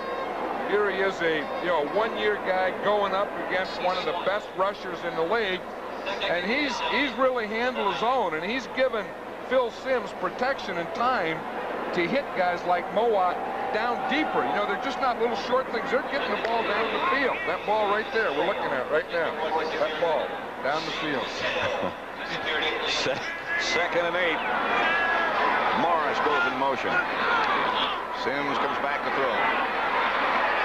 Sack by Lance Mel, the blitzing linebacker. The 4th sack of the day by the Jets.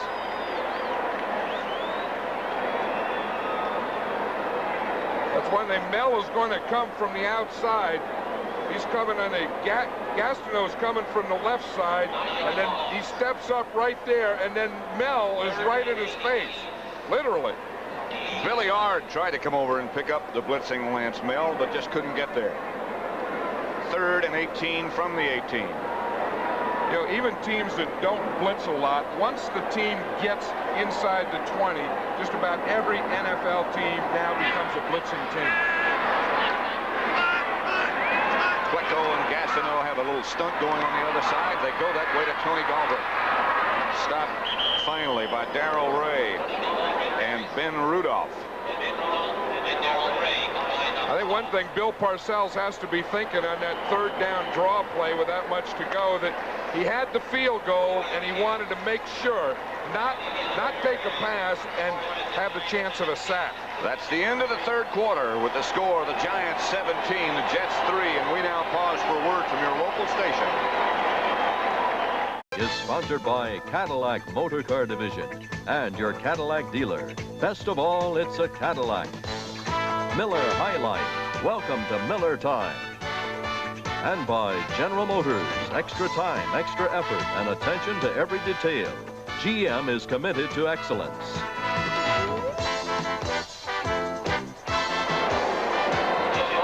They have only had 500 tickets as the visiting team, but the Giants do have a lot of fans in the stadium. Ali Haji Sheikh set to go with a field goal from 30 yards out with Jeff Rutledge holding. And the Sheikh is good again. Giants 20. The Jets 3. 14:57 left to play in the contest, and the Giants moving into a very commanding position. Pat Summerall, John Madden, Giants 20, the Jets 3 at Giant Stadium. The Giants trying to stay in the middle of that hard race in the NFC East. Ali Haji Sheikh's kickoff soars deep. Bobby Humphrey takes it at the 1. Humphrey out of the pack, and Humphrey's going. He's got to beat the Sheikh. And the Sheikh did his job. Ali Haji Sheikh, he is an athlete. He did a good job. You do stand up for those kickers, don't you? He's an athlete. Who else is going to, if I don't? I'll tell you, he did make a move, though. Now, this isn't a vicious move. This isn't violence on the part of the Sheikh, but it is pretty good position. He keeps the inside so Humphrey can't cut back, gives him only one way to go, and makes him go out of bounds. But that's a big play for the Jets to get back. If they can get one here quick, they can be in business. The Sheikh is not big enough to be vicious. Here's O'Brien. Johnny Lamb Jones can't find the handle. He's upset. I'll tell you, the Jets have more trouble with that. We remember the first one, Humphrey dropped. Lamb Jones drops this one. Look, he's wide open. The ball's right in his hand. They had the same problem down in Miami on Monday night. That's him there. He's good with the reaction to hit it after he drops it. You know, one of the things that Joe Walton said about Lamb Jones, he said he's the guy that needs a practice. He needs a repetition. He has to practice every day. He's had a bad hamstring, hasn't been able to practice, and he said it shows in the game. He said, now Wesley Walker's not like that. Kurt Sohn has replaced Jones. The throw to Bobby Humphrey. And this time he hangs on. And the Jets get a first down deeper in Giant territory. There you have to respect the job that Ken O'Brien, you know, a young quarterback in his second year, #1 draft choice of the Jets last year, didn't play, had trouble early this year. But now, you know, he's able to take those drops and still come right back and get another one to his wide receiver. O'Brien's had a very successful day throwing the football. 16 out of 24, 10 of them to Schuler. Lamb Jones comes back in the game. Kurt Sohn splits out wide to the left. Schuler will probably go in motion. Now he moves as the tight end on the left. So they go with one back, 2 wide receivers, 2 tight ends, and this is Freeman McNeil. The Giant defense has held him in check today. Gary Reasons on that stop. He's made a lot of them today. Again, checking scores. San Francisco 21-17 over Atlanta. Tampa Bay 14-7 over Green Bay. Indianapolis has moved closer. Buffalo still leads 21-12. Cleveland now 17-7 over Cincinnati. Marty Schottenheimer has got things turned around in Cleveland. 2nd and 7 here at Giant Stadium with the Giants leading the Jets 20-3. 2nd and 7 from the 32. O'Brien. Jones hangs on this time, stays on his feet. Johnny Lamb Jones to the end zone.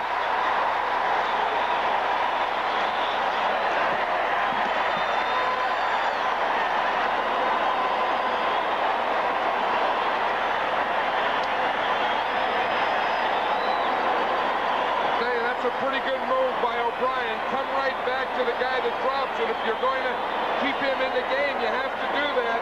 Lamb Jones did it. Drops one, goes out for a play, comes back in, scores a touchdown.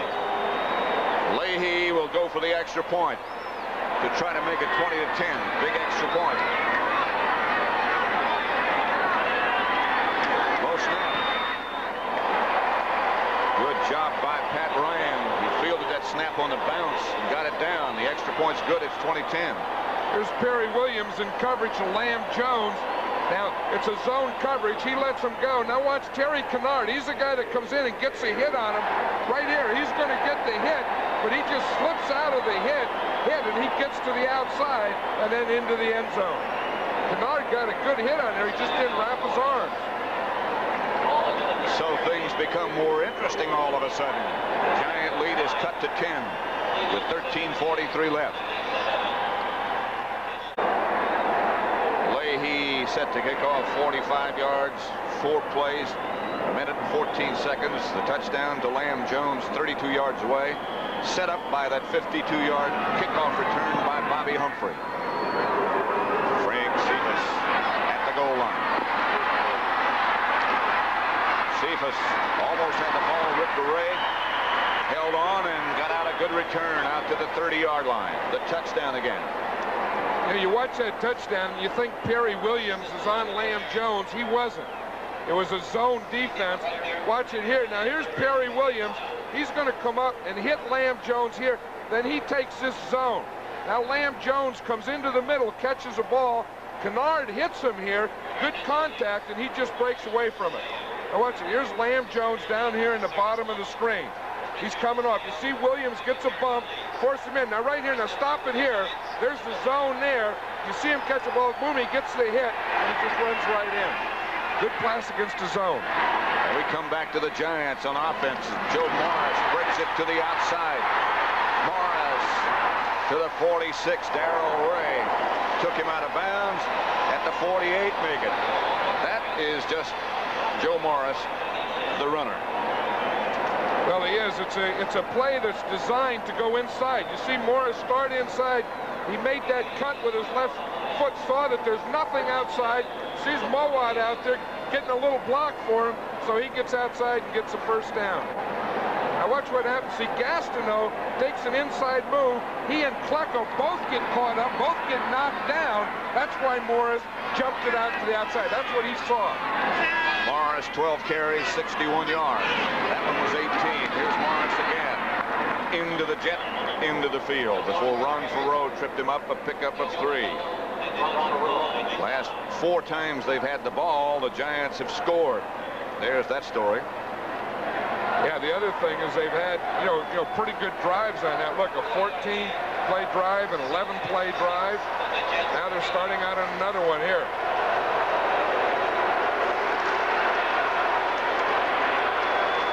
Second down and 6 from the Jet 48 with 12:50 left to play in the game. Giants ahead by 10 over the Jets.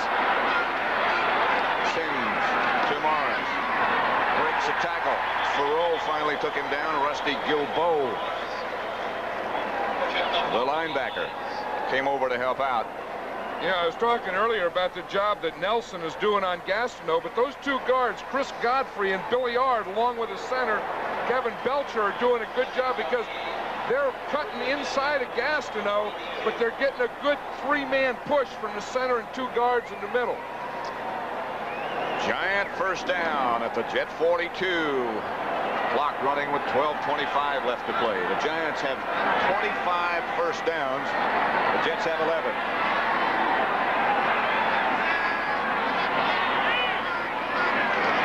Sims to Carpenter. Carpenter trying to get to the outside. Surges to inside the 40. Ron Farreau, one of the Jets' 2 first-round draft choices, tripped him up.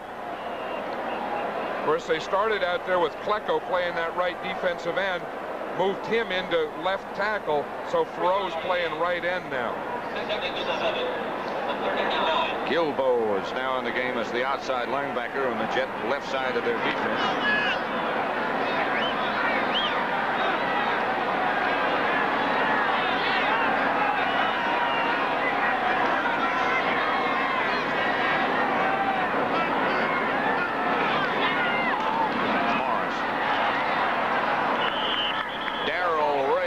Made the stop. The Cowboys have scored again. They now lead the Eagles at Veterans Stadium 23-3. Timmy Newsom just went in from 8 yards out. They're in the 4th quarter as well. Byron Williams checks in with the play for Phil Sims. 3rd and 3 at the Jet 35. It looks like the Giants will go into a shotgun in this down, on this 3rd down. 3rd and 3 or 4. It's really not short yardage. This is a passing down. Sims agrees with you. They go back into the shotgun. Sims into the pocket. Incomplete. Intended for Byron Williams. Coverage by Johnny Lynn.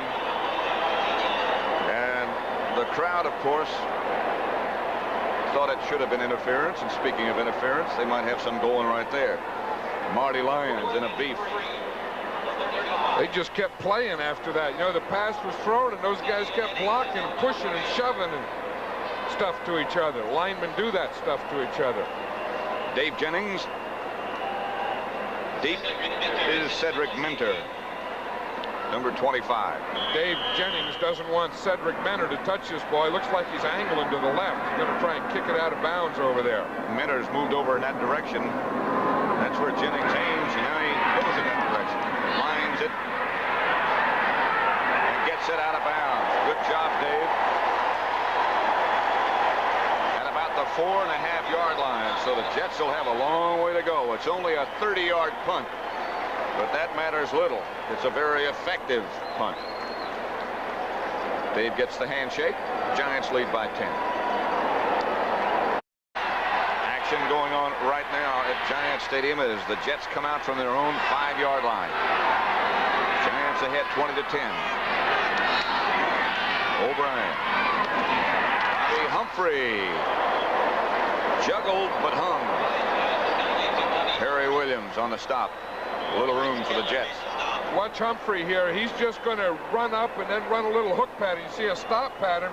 One thing he's doing is he's catching the ball too close into his body. See, that one went right through his hands, hit his shoulder pads, hit his face mask, and then bounced back into his hands.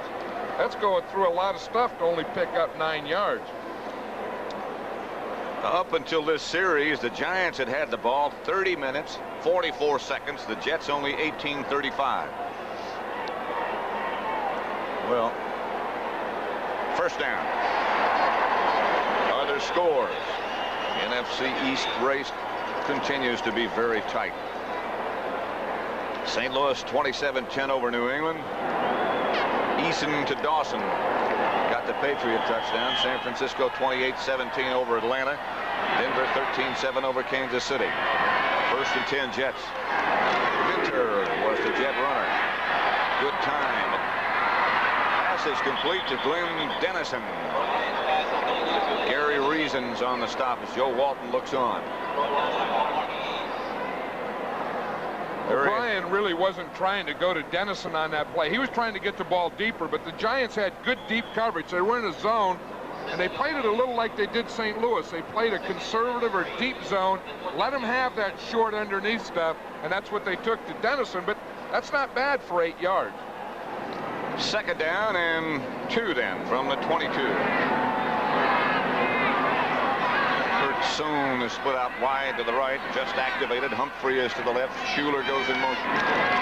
O'Brien, Taylor on a blitz. They get it outside of Freeman McNeil. McNeil will get the Jet first down at about the 30. 9:25 left to play. O'Brien getting up slow. I'll tell you, he's getting up slow, and you see him, he just closed his eyes and gave a little sigh, and we'll see why he's getting up slow. Watch. Just as he throws, or right after he throws the ball, how he gets crunched in there by about 3 white jerseys. He gets up and he closes his eyes. Whew, that one hurt. George Martin and Lawrence Taylor building a sandwich. And he's got a little extra color on his left arm.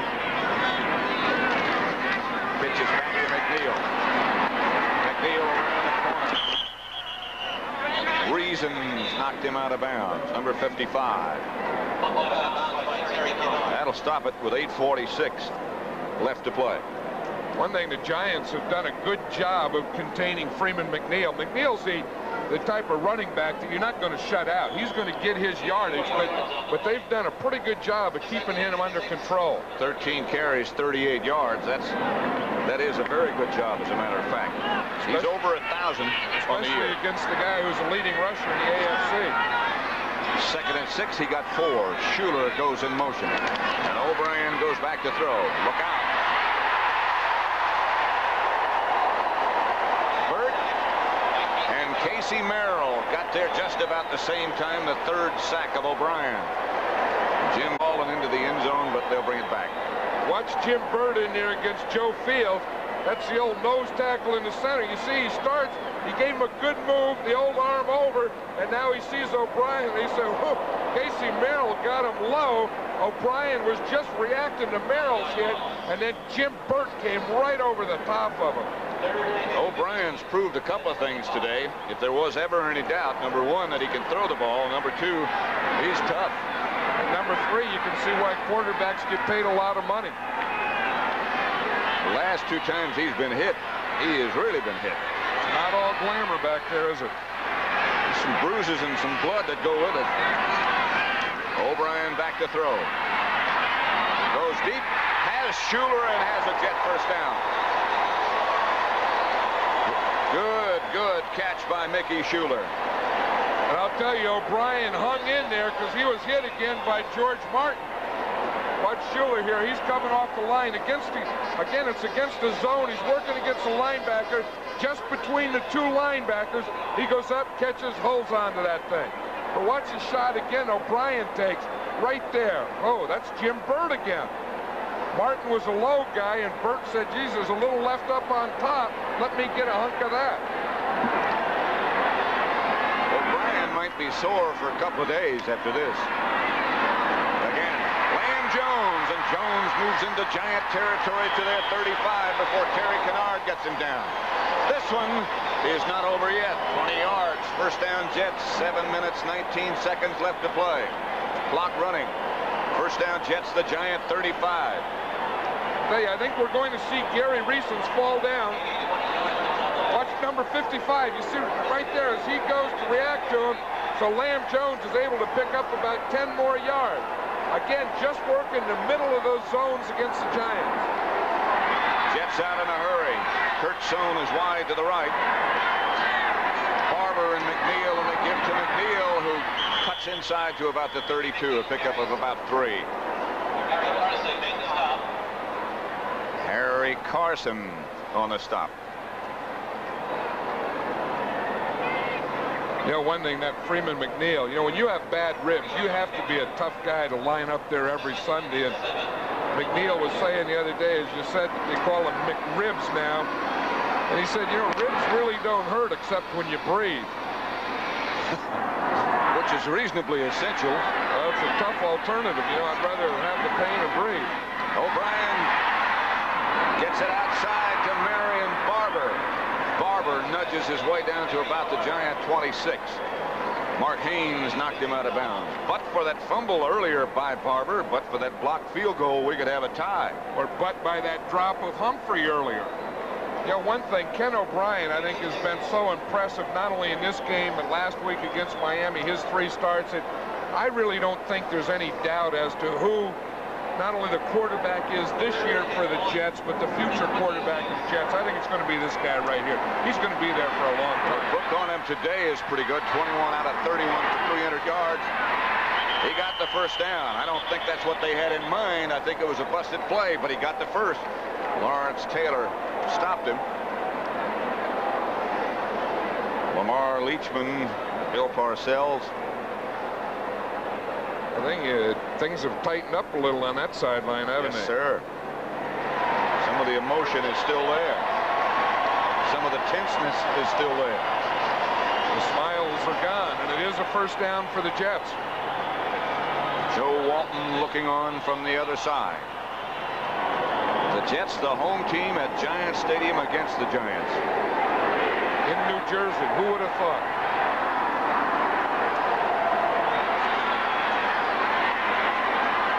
First down from the 25. O'Brien. Outside, I believe it's Mickey Schuler again, but I'm not sure.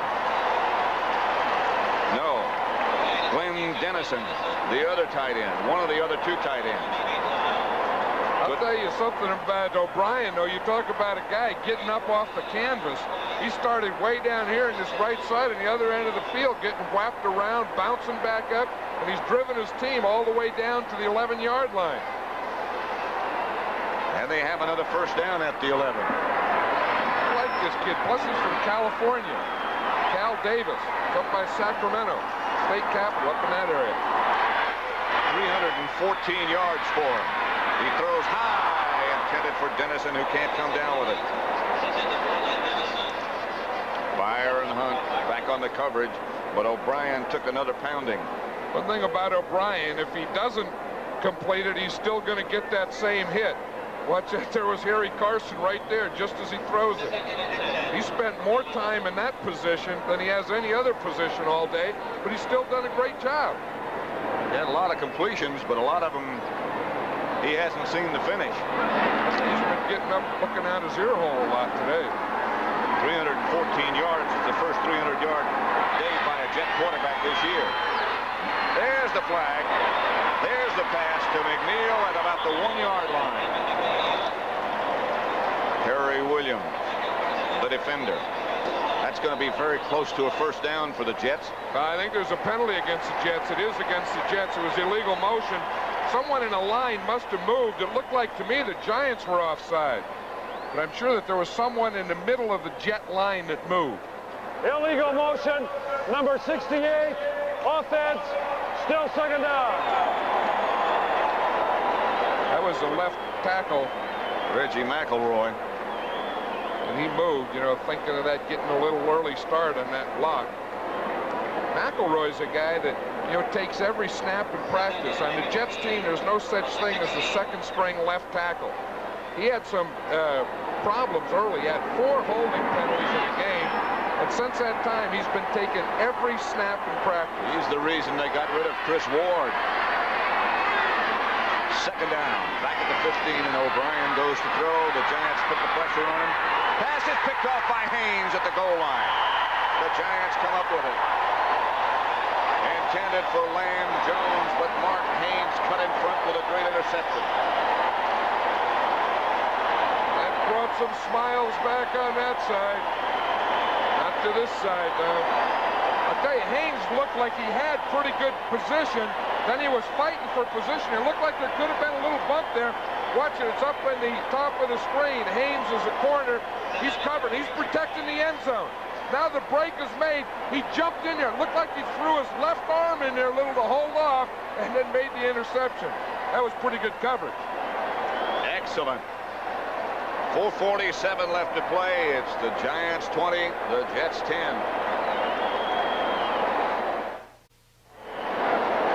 At Summerall and John Madden, Giants Stadium. Today the home of the Jets, but the visitors are leading 20-10 with 4:47 left to play. The Cardinals have scored again against New England for their win. Dallas is winning. A couple of big weeks coming up.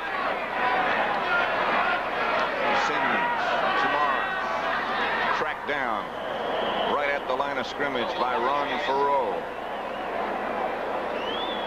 Other scores: Dallas 23-3 over the Eagles, and the Cardinals on a touchdown by Stump Mitchell lead New England 33-10.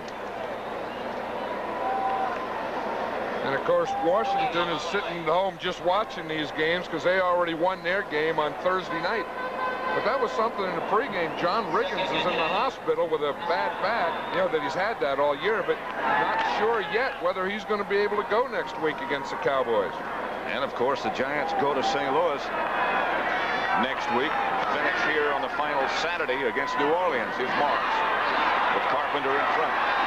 Morris just tripped up. If he had been able to maintain his balance.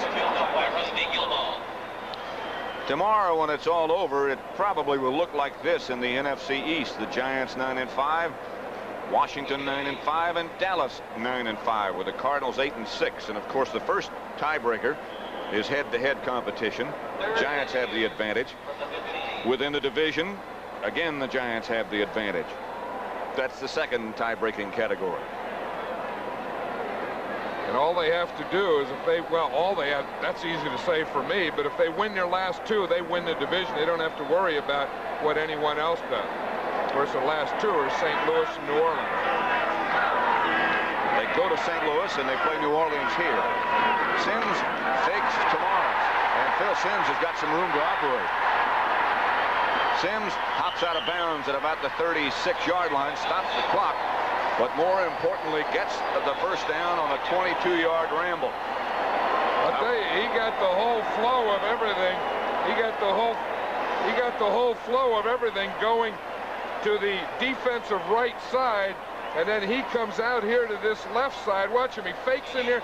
Look, the whole defense is caught in outside.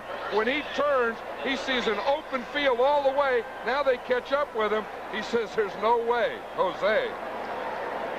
Again, Gastineau gets caught inside. They're going after him. He really went for the fake. Now, that was Joe Morris making a good fake. That was the guy that Sims faked to make that play possible. Everyone ran in, jumped on little Joe Morris, and Phil Sims was out here today. Look at all this green stuff. Carpenter hit by Kyle Clifton before he gets back to the line of scrimmage. Clock will keep running now.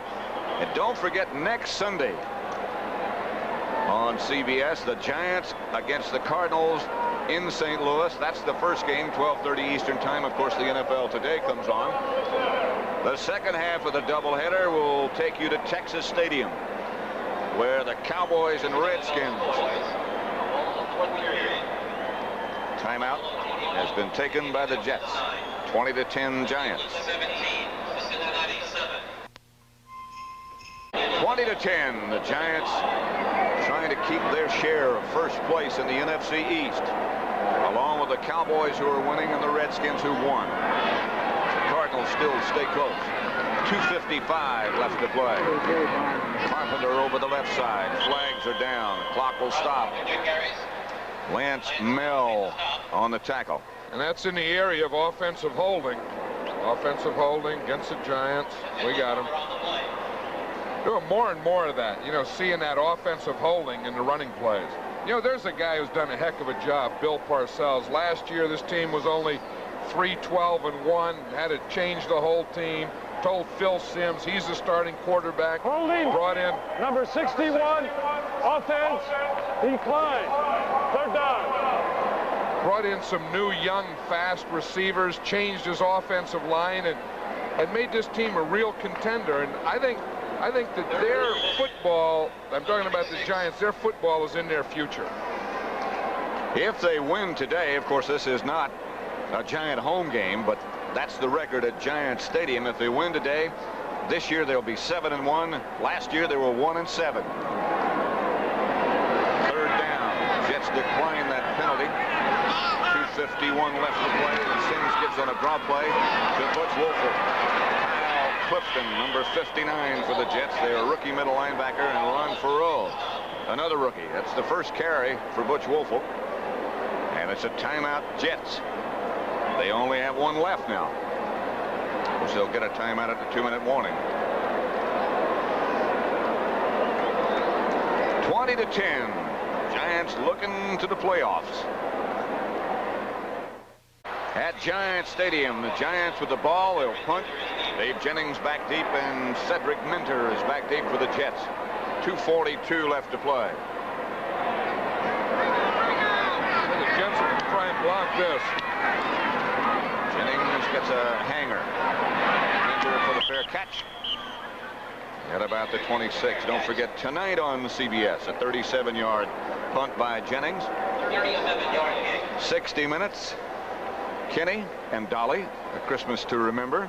And then the Circus of the Stars, another one to remember. Of course, that's Kenny Rogers and Dolly Parton. And about 60 minutes here. What did Harry Carson say earlier before the game? That the winners celebrate and the losers watch 60 minutes. That's what Harry said. You said they could both watch it and celebrate. You got time. O'Brien gets it out to McNeil. McNeil gets away from Lawrence Taylor. Gets a Jet first down. Harry Williams puts him out of bounds. 11-yard pickup. They stop the clock with 2:27 left to play. 1st and 10 from their own 26 for the Jets. You know, you talk about the Giants doing a pretty good job on Mark Gastineau. I think the Jets have done a pretty good job on Lawrence Taylor, because we really haven't called his name a lot on making tackles or sacks or some of those games that we've seen where he's dominated. He really hasn't dominated this game defensively. They really have. 1st and 10 at the 37. O'Brien back to throw again. Bounces over the head of the intended receiver, Mickey Schuler. This telecast is presented by the authority of the National Football League. It's intended for the private use of our audience. Any rebroadcast or other use of this telecast without the express written consent of the New York Jets and the National Football League is prohibited. Coming up after the game, don't forget the NFL Today, the post-game show with scores and highlights, significant scores, I might add, from around the league, and Brent and Irv will let you know really what's going on. That's coming up next. Right here, coming up now with 2:23 left to play in the game. From the 37, O'Brien goes back to throw. Outside to Marion Barber, and down go the penalty flags. It's going to be roughing the passer, I'm pretty sure. O'Brien gets up limping. Pat Ryan is the other Jet quarterback, along with Bob Avellini. Now they're going to say holding. They're not roughing the passer. What they did is they caught the guy holding who was trying to rough the passer, I think. Casey Merrill was the rusher. And I think it was McElroy. Number 68, offense, still 2nd down. And McElroy is on Casey Merrill. You see 71 right there at the end. You see his right hand. He just pulls him or pushes him down. And as he pulls him or pushes him down, he puts him right into Ken O'Brien. O'Brien tried to make it to the bench under his own power. couldn't. There's Pat Ryan, number 10, who had to go out a couple of weeks ago or 3 weeks ago with a concussion. O'Brien's day, 25 out of 36 for 326 yards, the 1 touchdown and the 1 crucial interception by Mark Haynes. Well, you know, these Jet quarterbacks have really taken a beating this year. There's Ryan's numbers there. And, you know, he had a pretty good year, a good start of the year for this team, but then he started having some problems. He not only had a concussion, he had 2 concussions, then he had a rib injury. So he's been pretty well beaten up himself. Pat's been around a while. He backed up Richard Todd for all those many years, 7-year veteran from Tennessee. Bill Parcells upset about something. I don't know why he's upset. His team just got a sack. The other team is down 20 to 10, and it's 2nd and 20. I think he's mad because they gave Ryan time to warm up. Ryan gets it to Marion Barber, who stays on his feet, still on his feet. Finally is herded out of bounds at about the 39-yard line, and now another penalty marker goes down. Perry Williams hit Marion Barber, knocked him over the bench, and the flag came flying.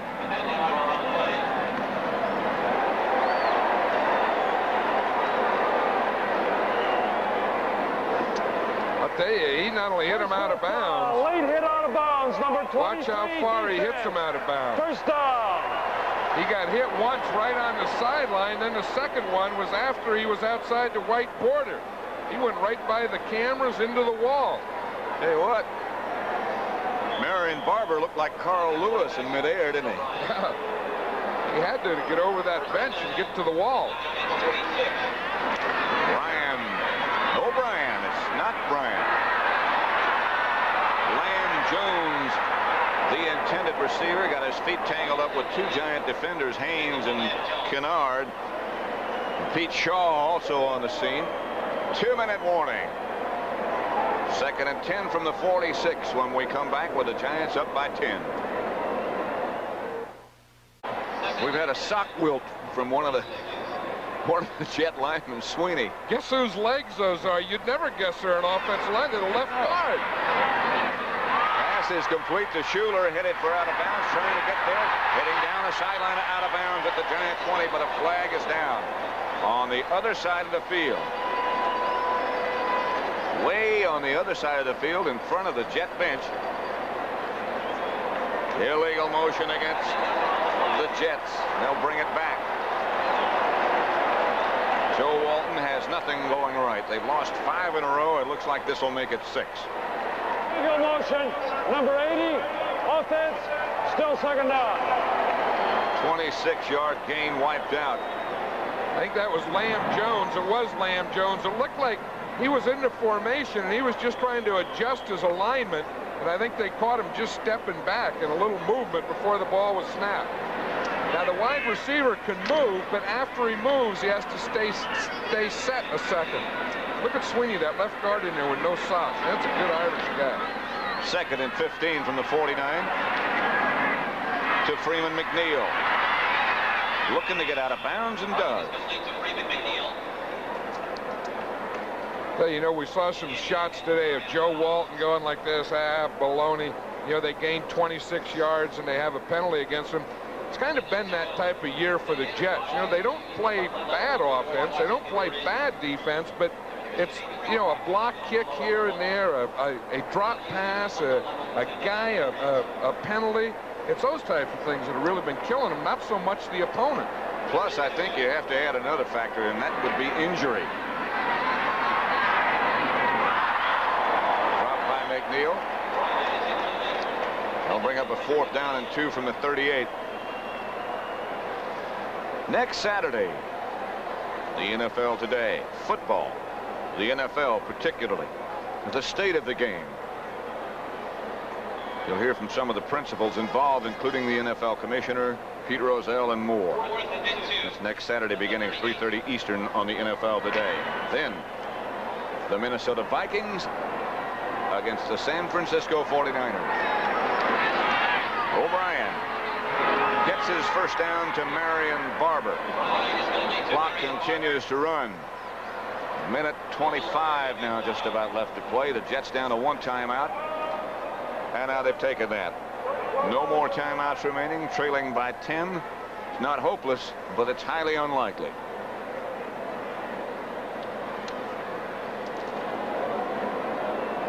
The executive producer of the NFL on CBS is Terry O'Neill. Senior producer Charles H. Milton, number 3. Sandy Grossman directed today's game between the Giants and the Jets. Very capably, of course. Joan Vetrano, the associate producer. Field technical manager Lou Scanna. Broadcast associates Lance Barrow and Sonia Dunn. Bobby Brown, always a good job. A lot of good friends in that group, John. Yeah, Bob Siderman always does a nice job with the sound. One of our good friends, there's the rest of them, the cameraman, one of our good friends who is missing today, convalescing at St. John's Hospital in Far Rockaway, New York. I know is watching. We would like to send our wishes for good health to Artie Tim, who has done every Super Bowl game that CBS has ever done. Good luck, Artie. Ball is loose, and the Giants come up with it. George Martin falls on it. Jets are out of timeouts. Put this one in column W for the Giants. Another Jet is down. I'm not sure who that is yet. Marion Barber, I am now informed, is the injured Jet. And these are the type of things that have been happening to the Jets just not only today but all year. I mean, they do complete a pass, they get a little run on things, and then boom, they drop a pass, they fumble, they get a penalty, and it just all adds up to a Giant victory. You talk about an emotional guy. There's Lamar Lockman there. He's a defensive line coach. He's going around and kissing the guy. Listen to those play. Hey, George Martin, great, man. Just keep it up now. 2 more. Win 2 and we get all the dough. He's saying stuff like that. That's what they say. That's what they had written in the locker room yesterday. 3 for all the dough or something? 3 more for all the dough. There will be more than that if they make it to the finals. More games. Continuing with the people who help us enjoy what we do. Mark Barrow, our spotter, Mike Swanson, statistician. Carl Slicksbeard.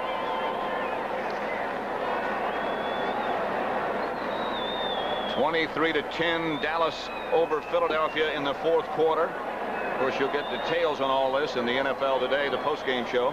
San Francisco now 35-17 over Atlanta. It's been a tough year for the Falcons.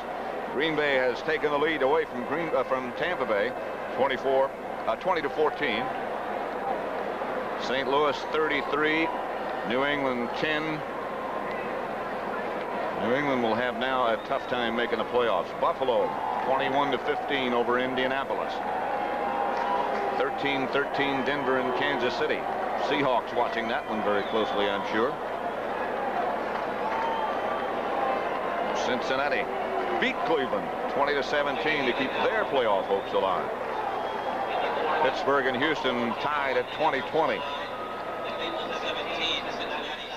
Bill Parcells, I'm sure, happy about the way today has developed. He was worried about the outcome of this contest.